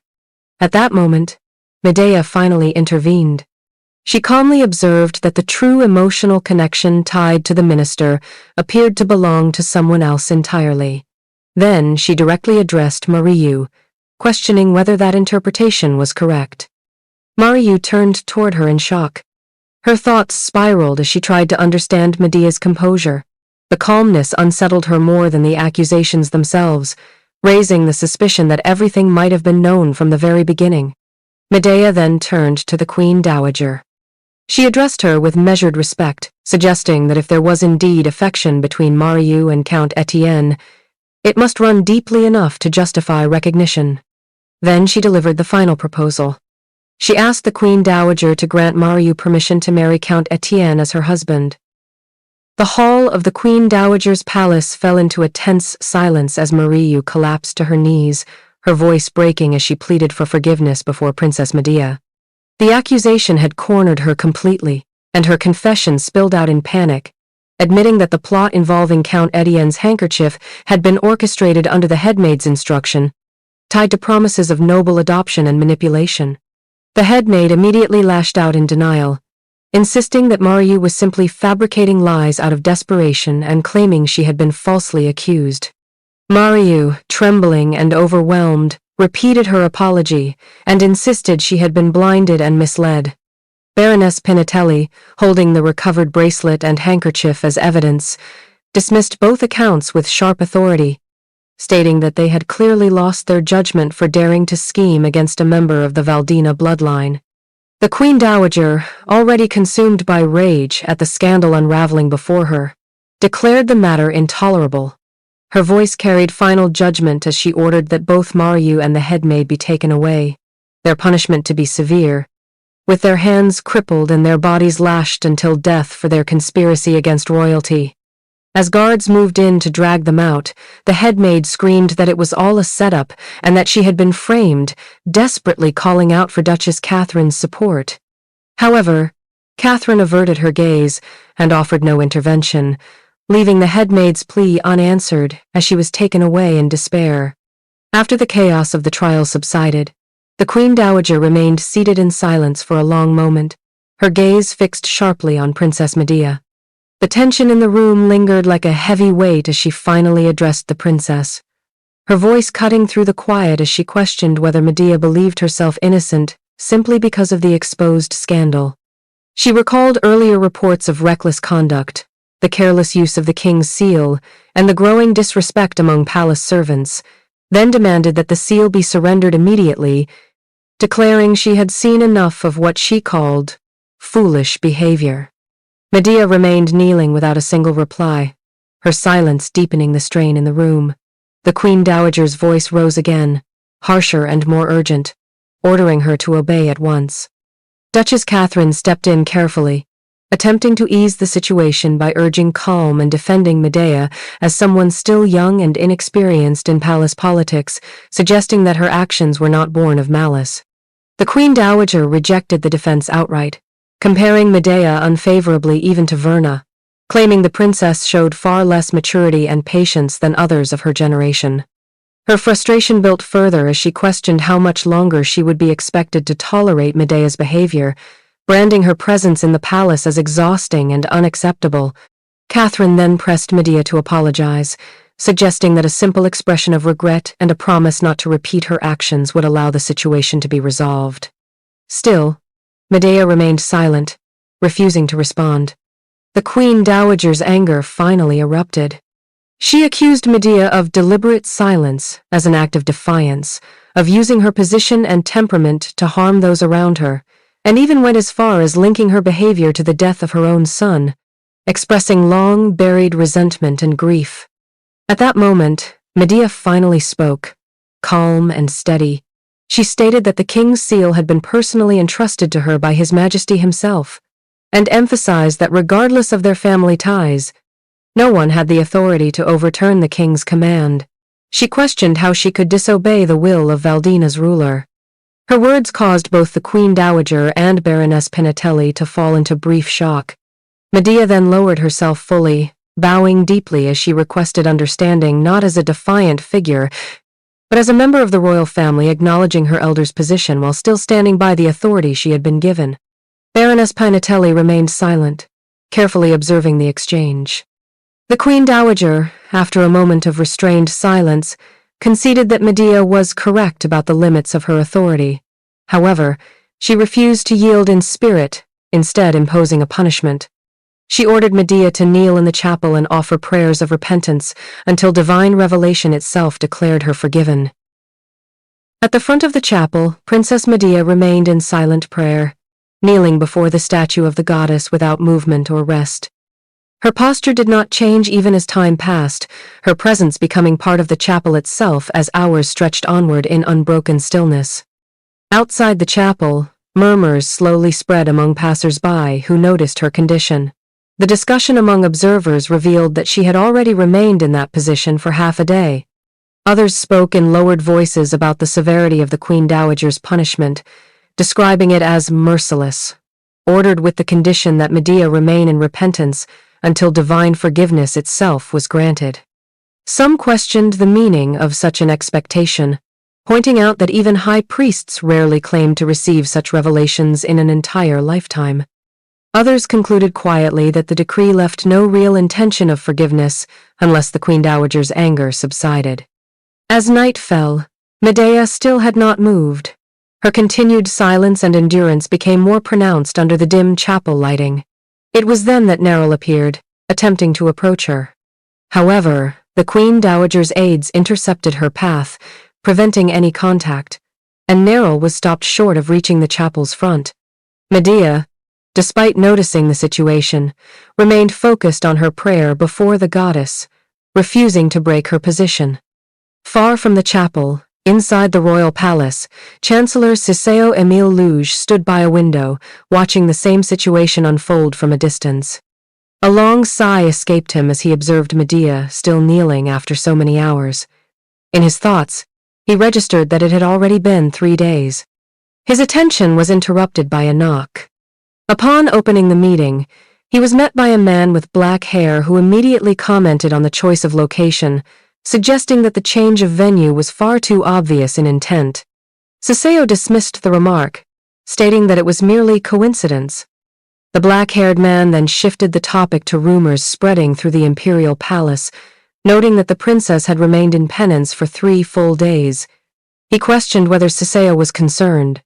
Ciceo denied any concern, and insisted again that the situation was coincidental.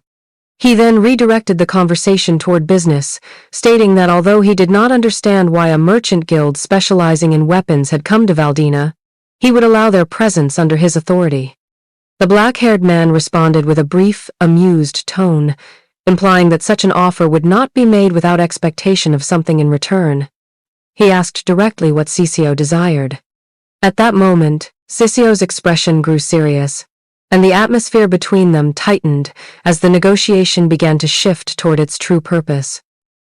Chancellor Ciceo carefully adjusted the documents in his hands as he reviewed their contents, his reaction shifting into visible satisfaction. A quiet sound of excitement escaped him as he processed what he was reading. In his thoughts, he recognized that the agreement represented a massive influx of funds, enough to stabilize the royal finances for a considerable time. The documents in his possession reflected an exchange that had been accepted on the condition of receiving a substantial sum of money. At the same time, Cesare stood by the window, observing Princess Medea from a distance. His gaze remained fixed on her figure as she continued her prolonged punishment. In his internal reflection, he compared her to something fragile and unremarkable, questioning what reason she could possibly have to endure such a situation. He considered whether she might be attempting to provoke a reaction from the Queen Dowager, similar to strategies he himself had once used in the past to manipulate authority through resistance and pressure. His thoughts drifted briefly to earlier memories of himself deliberately provoking an emperor. Understanding that increased pressure often deepened attention and pity rather than suppression. His attention was then drawn to movement nearby. A nobleman had attempted to approach Medea but was stopped by the Queen Dowager's aides before reaching her. Cesare's focus sharpened as he observed the interruption. The nobleman, identified as Count Larc Etienne, insisted on passing through, speaking with increasing frustration as he demanded only a brief moment. The aides blocked his path firmly, repeating that no one was permitted to approach under the Queen Dowager's orders. Etienne responded by asserting his identity as the Minister of the Royal Interior, expecting recognition of his authority. Despite the restriction, he stepped forward and physically collided with one of the aides while continuing to insist that he only wished to see the princess up close for a moment. The aide immediately rebuked him, shocked at his lack of restraint and reminding him that he was acting against direct royal command. Etienne, undeterred, escalated the situation further by referencing his past status, stating that he had once nearly been chosen as the princess's consort, implying a personal connection that he believed should grant him access. As Count Etienne advanced toward Medea, his expression shifted into something openly unsettling, marked by a clear sense of lustful intent. His focus remained fixed on the princess as he moved closer, ignoring the restrictions placed around her. When he finally reached out toward her, he called out to her directly, attempting to close the distance between them. At that moment, a stone suddenly flew through the air and struck his hand with force.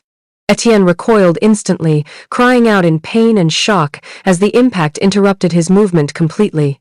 In confusion and anger, he shouted and demanded to know who had attacked him, raising his voice across the area. Before the situation could settle, another stone followed, striking his body and forcing him further into distress. The second impact triggered panic as Etienne screamed that it was an assassination attempt, insisting that someone was actively trying to kill him. His aide rushed to his side immediately, attempting to support him as Etienne continued to call out for protection, his voice breaking into desperation.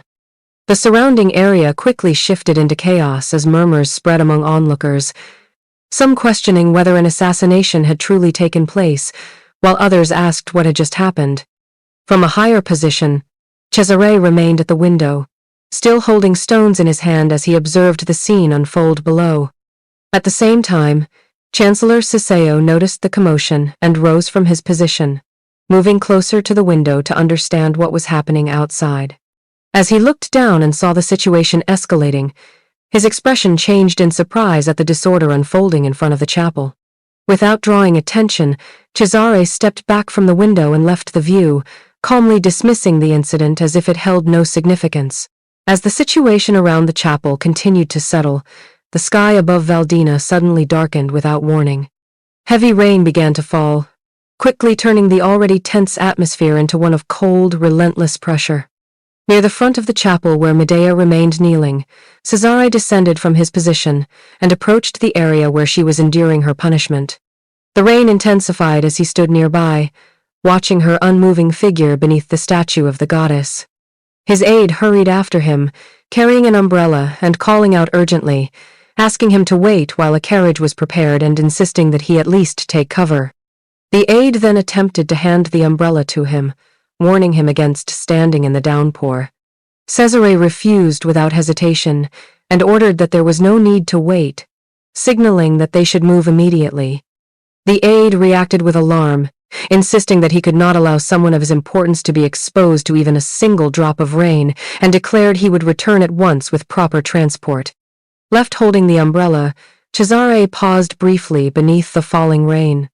He murmured a single thought about the throne, his expression tightening as he reflected inwardly that despite everything unfolding around him, the throne might never actually become his. He then began to walk forward through the rain.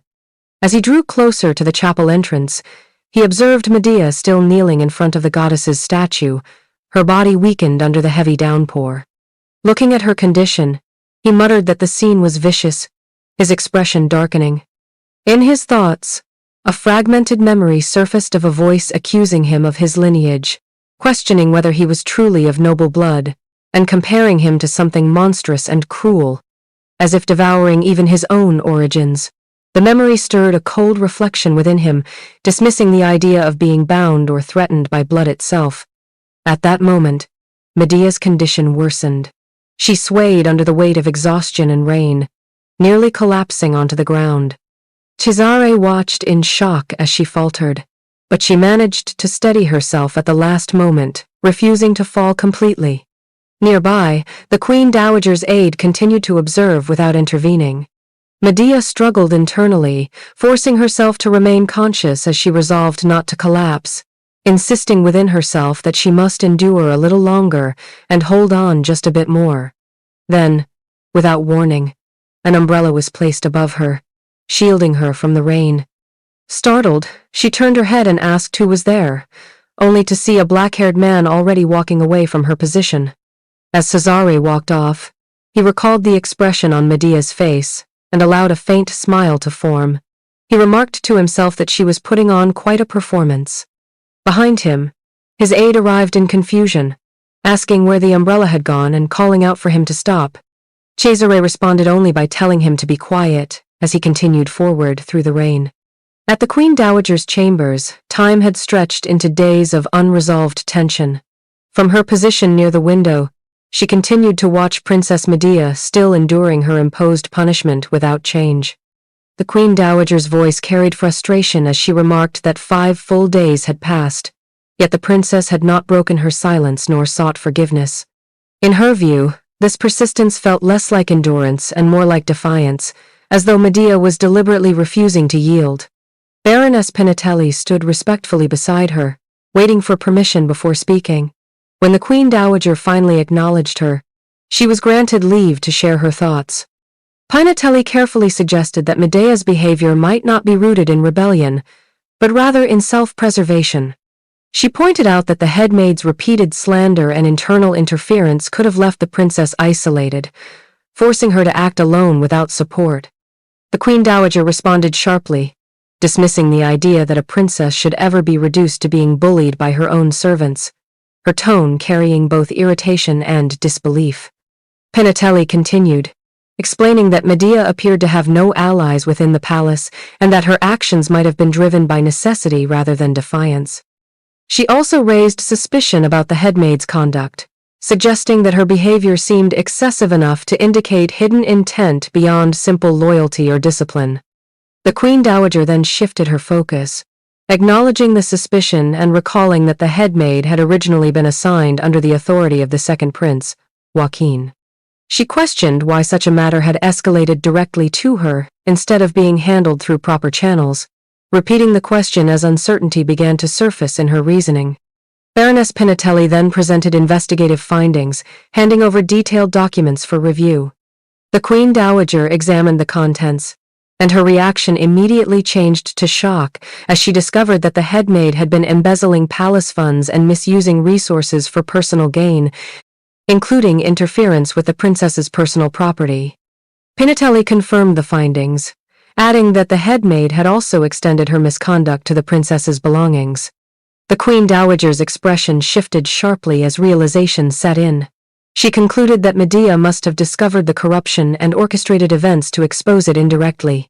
The idea that the headmaid had manipulated her authority to target the princess instead ignited anger, as the Queen Dowager recognized that she herself may have been used as part of the scheme. An aide suddenly burst through the chamber doors, his urgency breaking the tense atmosphere as he delivered an emergency report to the Queen Dowager. The message was immediate and alarming, stating that Princess Medea had collapsed. At the same time, Medea's body finally gave in at the chapel, her long endurance ending as she fell to the ground under the weight of exhaustion and prolonged deprivation. The Queen Dowager and Baroness Pinatelli rushed to her location without hesitation, the earlier composure of the chamber replaced with panic as they arrived at the scene and witnessed Medea's condition firsthand. The Queen Dowager reacted with shock, immediately noting that the princess's state was far worse than what had been reported to her. Her voice rose sharply as she accused those present of negligence, demanding to know how they could have allowed the situation to deteriorate so severely while simply standing by. One of the aides attempted to explain, stating that they had been following direct orders not to give the princess even a single drop of water. The Queen Dowager immediately rebuked the explanation, cutting it off with anger and insisting that they should have used common sense instead of blindly obeying instructions, condemning their actions as thoughtless and excessive. The aides fell silent, exchanging uneasy glances but offering no further defense. The Queen Dowager's anger escalated further as she demanded immediate action, ordering them to stop standing idle and to assist the princess without delay. As she held Medea in her arms, a sudden emotional shift overtook her. The sight of the collapsed princess triggered a painful memory of losing her own son, Medea's father, causing fear and shock to surface beneath her anger. Overcome with urgency, she called for the royal physician at once, her voice breaking into command as she ordered that help be summoned immediately. An aide quickly responded and ran to carry out the order. The Queen Dowager then shouted again, demanding that Medea be moved inside without any further delay. Inside Princess Medea's chamber, the atmosphere remained tense and unsettled as the Queen Dowager stood by her bedside, her impatience growing with each passing moment. She questioned the delay of the royal physician, demanding to know how much time had elapsed since he was summoned. Baroness Pinatelli responded carefully, explaining that a maid from the princess's palace had already been sent again to check on the physician and assuring her that he should be arriving shortly. The Queen Dowager's attention then shifted to the condition of the room itself. She observed the surroundings with visible displeasure, noting how cold and barren the chamber felt for a member of the royal family. A maid quickly apologized and hastened to correct it, rushing to light a fire in response to the criticism. The Queen Dowager immediately remarked that even the palace staff appeared poorly trained, her dissatisfaction deepening. Baroness Pinatelli added that the original servants had been dismissed by the headmaid under the claim that they were troublesome, implying that the internal structure of the princess's household had been deliberately altered. The Queen Dowager reacted with irritation at the mention of the headmaid, internally recalling the chaos caused by her actions. She reflected on how the current reality before her did not match what she had previously been led to believe, as Medea did not appear to be living in comfort or luxury under royal protection. Instead, the environment suggested prolonged neglect and instability. At that moment, a maid returned to the chamber and reported directly to the Queen Dowager. The message carried troubling news, stating that the royal physician had refused to come due to being occupied elsewhere.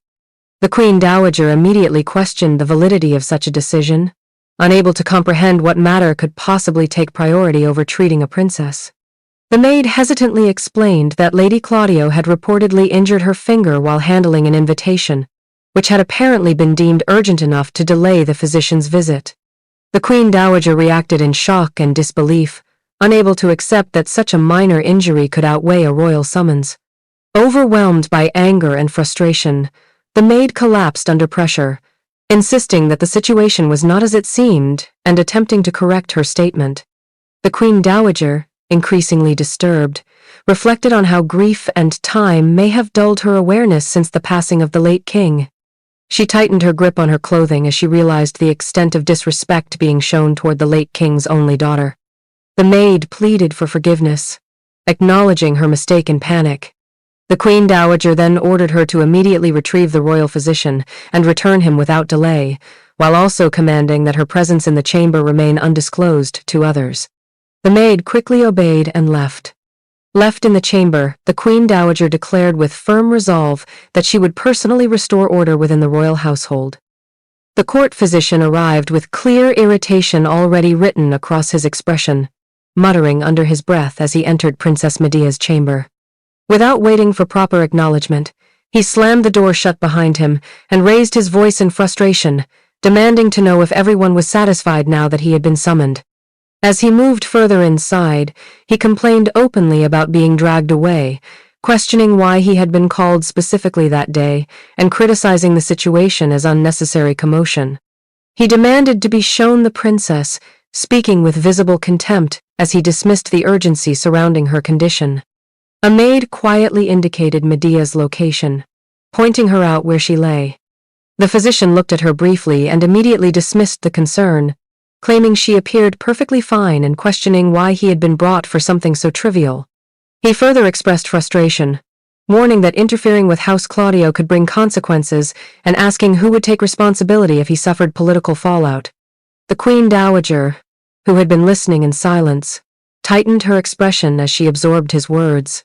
Then her voice cut sharply through the chamber, condemning him for refusing a royal summons and for speaking so carelessly about the royal family. Her anger escalated rapidly as she accused him of harboring disloyal thoughts despite his position as court physician. The physician froze in shock upon realizing her presence. The authority of the Queen Dowager immediately silenced his earlier arrogance. Overwhelmed, he dropped to his knees and begged for mercy, declaring himself guilty of a crime worthy of death and pleading to be spared execution. The Queen Dowager, unyielding, coldly questioned his desire for death and ordered the guards to drag him away. She declared that his position would be stripped from him and that his entire family would be banned from the capital, punishing him for treason against the royal household. As he was forcibly removed, the physician cried out desperately, begging for leniency, his voice fading as he was taken out of the chamber. Silence returned to the room. The Queen Dowager stood with a hand pressed to her head in disbelief, then turned her gaze back toward Medea's still form. Her thoughts shifted to the apparent decline in royal authority, realizing how far respect for the princess had fallen within the court. She then asked whether the personal physician she had truly intended had arrived. Baroness Pinatelli informed her that he had just arrived. The Queen Dowager and Baroness Pinatelli then stepped outside, leaving Medea temporarily under care. Despite her composed exterior, the Queen Dowager's concern for the princess was evident in her silence. Baroness Pinatelli attempted to reassure her, stating that Lord Herodos would conduct a thorough examination and ensure Medea's condition was properly treated. In the Queen Dowager's thoughts, the earlier confrontation replayed, especially the physician's blunt assessment that Medea's condition was far more serious than it had appeared, and his admission that it was difficult to understand how she had endured 5 days in such a state. His words lingered in her mind, deepening her concern. As she looked outward, her attention shifted toward a distant estate mentioned nearby, identified as the residence of the Duchess of Claudio and her daughter. The Queen Dowager reacted with surprise upon learning that such a place existed in such contrast to the princess's own neglected quarters. While Medea's chamber had been cold and bare, the cadet branch of the same noble line appeared to live in far greater comfort than the palace itself. Without another word, the Queen Dowager began to walk forward, her realization growing heavier as she admitted inwardly that she had isolated herself from the state of the royal household for far too long. The princess's chamber, once sealed in silence for days, finally stirred as consciousness returned to the bed. Medea's eyes slowly opened, and after a long pause, she pushed herself upright, asking how much time had passed since everything went dark. Neril, who had clearly been waiting at her bedside the entire time, reacted immediately with visible shock. Her voice carried urgency as she insisted that Medea should not be sitting up yet, her concern spilling out in sharp, protective tones. But beneath that concern was something heavier relief, as if she had been holding her breath for days and only now remembered how to breathe. Medea, still weak but alert, observed Neril's reaction in silence, before calmly pressing for a report on everything that had happened while she was unconscious. Neril began listing the aftermath in a steady, factual tone, though each detail carried weight. She reported that Lady Cuisine had died in prison, her fate sealed after the investigation launched following Medea's collapse. She explained that the Queen Dowager had personally intervened to restore order within the palace, with the Chancellor also moving in support. Nobles tied to Cuisine had been punished as well, and the political atmosphere had shifted sharply. Among the aristocracy, whispers had begun to spread that the Queen Dowager was now leaning toward Medea, and that the Duke Regent's influence was beginning to weaken. As Neril continued, she confirmed another development. Baroness Pinatelli had been appointed as the new headmaid, and she had already begun aggressively purging corruption and instability within the palace staff. While listening, Medea remained composed, processing every outcome without visible surprise. In her thoughts, she acknowledged that one of her uncle's key pieces had already been removed from the board. The next target had already formed in her mind, Count Etienne, the other hand that held influence within the court. Then, with a faint smile breaking through her exhausted expression, Medea shifted the direction of the conversation. In a quiet, controlled voice, she asked Neril where Mariu was now. The dungeon was cold and unmoving, its silence broken only by the faint sound of chains. Mariu sat restrained in the darkness, her body tense with fear and exhaustion, waiting for a fate she could not predict. When footsteps finally echoed through the corridor, Medea appeared without ceremony. She spoke her name calmly, almost detached, as if this was not a reunion but the continuation of something already decided long ago. Mariu froze for a moment in disbelief before recognition struck her. Shock turned instantly into desperation. She lifted her head, calling out to Medea with a trembling voice that quickly broke into frantic pleading. Her words spilled out in panic, repeating apologies and promises, insisting she had been wrong, begging for mercy, insisting she would never betray her again. But Medea did not soften.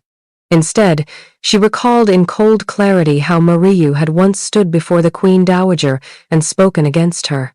That memory stood between them like a wall. Medea's tone made it clear she did not trust the words being spoken now, pointing out that survival often turned promises into temporary things easily discarded once danger passed. Mariu's desperation deepened. She swore obedience without hesitation, insisting she would do anything if only she was not abandoned. Her voice cracked as she clung to that final chance. Medea tested that declaration immediately. She asked her to swear it again, and Mariu, trembling, confirmed it without hesitation. Only then did Medea reveal what form that obedience would take. From within her hand, she produced a small bottle and instructed Mariu to drink it. The explanation followed in an even, clinical tone, a poison that would first paralyze the limbs, and if untreated, would eventually stop the heart. The effect on Mariu was immediate. Shock replaced her pleading expression, her voice faltering as she looked at the bottle in disbelief, unable to understand what she was being asked to accept. Medea, however, did not withdraw the command. She reminded her that she had sworn obedience to anything she was told. She questioned whether that oath was already a lie. Cornered by her own words, Mariu's resistance collapsed. Tears streamed down her face as she accepted the bottle with shaking hands. In Medea's silence, her thoughts were clear and unshaken. Mariu's connection to Count Saemon Claudio was not irrelevant, it was leverage, a thread that could be used to tighten control over House Claudio itself. Mariu was no longer just a maid. She had become a piece on a larger board. With that thought unspoken aloud, Mariu finally uncorked the bottle and drank the poison. The following day, the atmosphere inside the princess's chambers carried a strange quietness, as though the palace itself had adjusted to something newly unsettled. Mariu stood close to Medea with visibly unsteady hands, carefully placing a necklace around her neck. The movement lacked its usual confidence, replaced instead by tension and lingering fear. Once the clasp was secured, Mariu hesitantly asked if what she had done was sufficient. Medea, composed and deliberate, assessed her reflection and calmly affirmed that it was enough. She noted that appearing more humble would serve her purpose better, reinforcing that every detail of presentation mattered in the current state of the court. Without changing her tone, she immediately questioned whether Mariu had taken the antidote as instructed. Mariu confirmed that she had. Medea's response remained controlled and procedural. She instructed Mariu not to miss the timing for future doses and ordered her to return regularly to receive the medicine, framing it as an ongoing requirement rather than a one-time event. Before any further exchange could occur, Baroness Pinatelli entered and formally announced that it was time to leave, stating that the Queen Dowager was already waiting. Medea acknowledged the summons without hesitation. A faint smile appeared as she prepared herself, her tone light but composed as she agreed to proceed. With that, she moved forward, signaling the continuation of whatever awaited her beyond the chamber. In the Queen Dowager's residence, the atmosphere carried the polished stillness of a formal tea gathering, though beneath it lay a tension that never fully relaxed. Medea sat composed at the table and calmly lifted her cup, taking a measured sip as the Queen Dowager watched her closely. After observing her for a moment longer, the Queen Dowager set her cup down with a deliberate motion and cleared her throat, remarking that despite Medea's recent illness, her composure remained unusually refined, and that she appeared to have recovered completely. Medea responded politely, offering gratitude for the concern. Verna, seated nearby, immediately interjected with irritation, questioning when Medea's etiquette had improved so noticeably.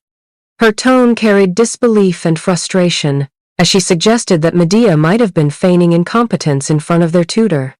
Medea denied this firmly, explaining that the tutor sent by her aunt had only instructed her in the etiquette of common nobility, which differed from what was required of her position, making proper adaptation impossible. Verna reacted with sharp outrage, insisting that she had studied under the same tutor and questioning whether that meant she too had been taught incorrectly. The Queen Dowager's attention shifted at Verna's tone, her expression tightening as she quietly assessed the girl's growing lack of restraint. Then, redirecting the moment, the Queen Dowager turned her attention back to Medea. She remarked that as the only princess of the kingdom, Medea's appearance was too plain. With a subtle gesture toward a jewelry box placed on the table, she instructed Medea to choose anything she desired, presenting it as a gift from her grandmother. Verna's expression changed instantly at the sight of the jewelry, her thoughts betraying shock and jealousy as she realized the implication of the offer. Medea accepted the gesture calmly, offering thanks. Verna's composure broke further as she convinced herself that Medea might claim all the finest pieces. Acting on impulse, she abruptly moved in, pushing Medea aside and declaring that, if Medea would not choose, she would select first instead. She excitedly hovered over the jewelry, fixating on a sapphire as she debated her choice aloud. That action triggered an immediate shift in the room's atmosphere. The Queen Dowager's expression darkened sharply. Her voice rose in anger as she reprimanded Verna for her behavior, questioning how she dared lay hands on the princess. Verna, startled, attempted to justify herself, explaining that she only acted because Medea had not chosen yet. But the Queen Dowager cut her off, correcting her sharply that she must address Medea properly, not as a sister, but as Her Highness. She emphasized the strict boundary between subject and sovereign, condemning Verna's lack of decorum and reminding her of her place as Verna Claudio. Verna's frustration erupted. She stood abruptly, insisting she had done nothing beyond what she always did and accusing the Queen Dowager of suddenly treating her unfairly. Without waiting for further response, she stormed out of the room, shouting in protest as she left.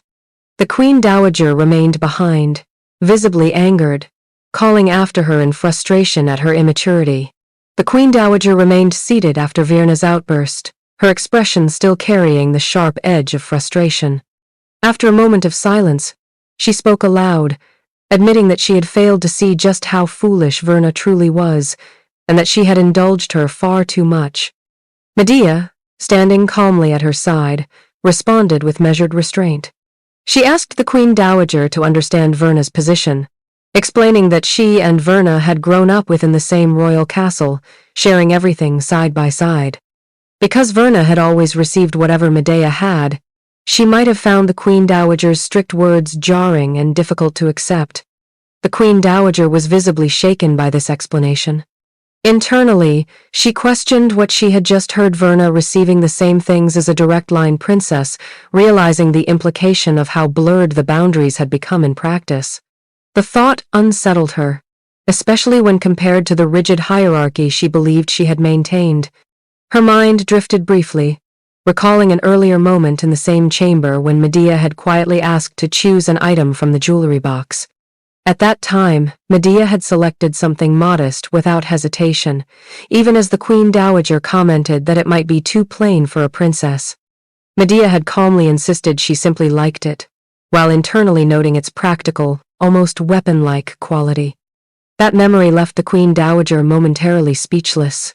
She reflected that Medea was not behaving like someone indulging in luxury at all, but rather the opposite, almost excessively restrained. It made her question where the rumors of extravagance had even originated. Returning to the present, she finally allowed Medea's choice without objection, stating that if it pleased her, then it would be so.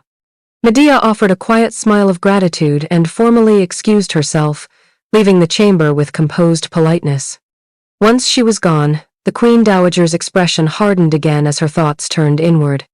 She began to question whether Verna alone was ignorant of her place, or whether deeper issues had taken root within the younger generation of the royal family.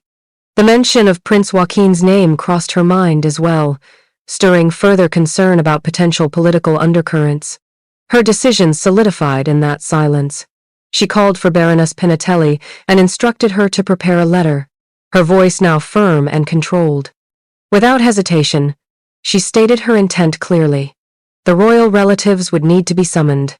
In the Duke Regent's quarters, the atmosphere was tense and unsettled as Prince Joaquin stood over his desk, striking it with visible frustration.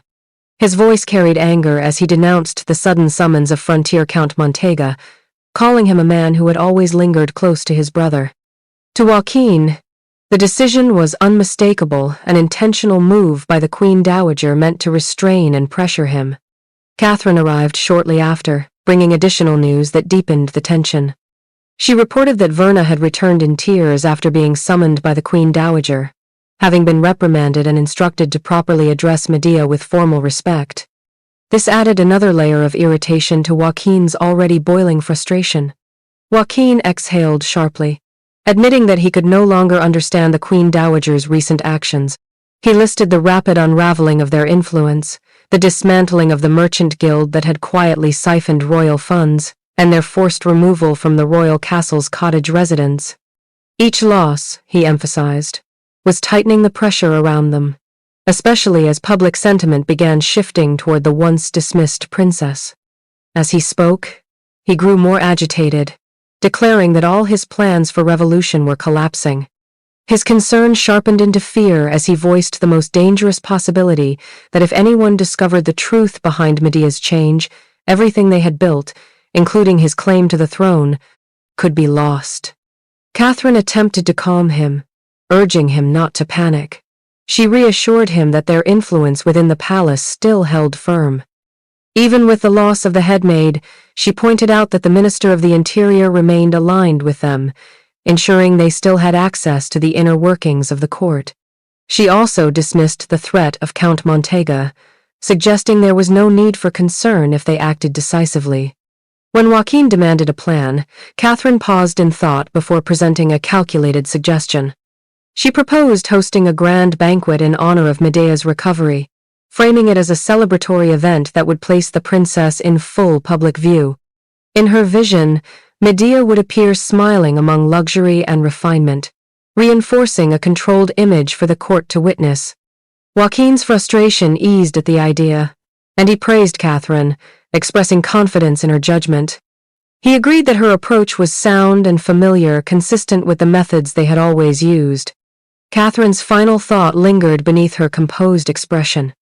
In her mind, the pattern remained unchanged.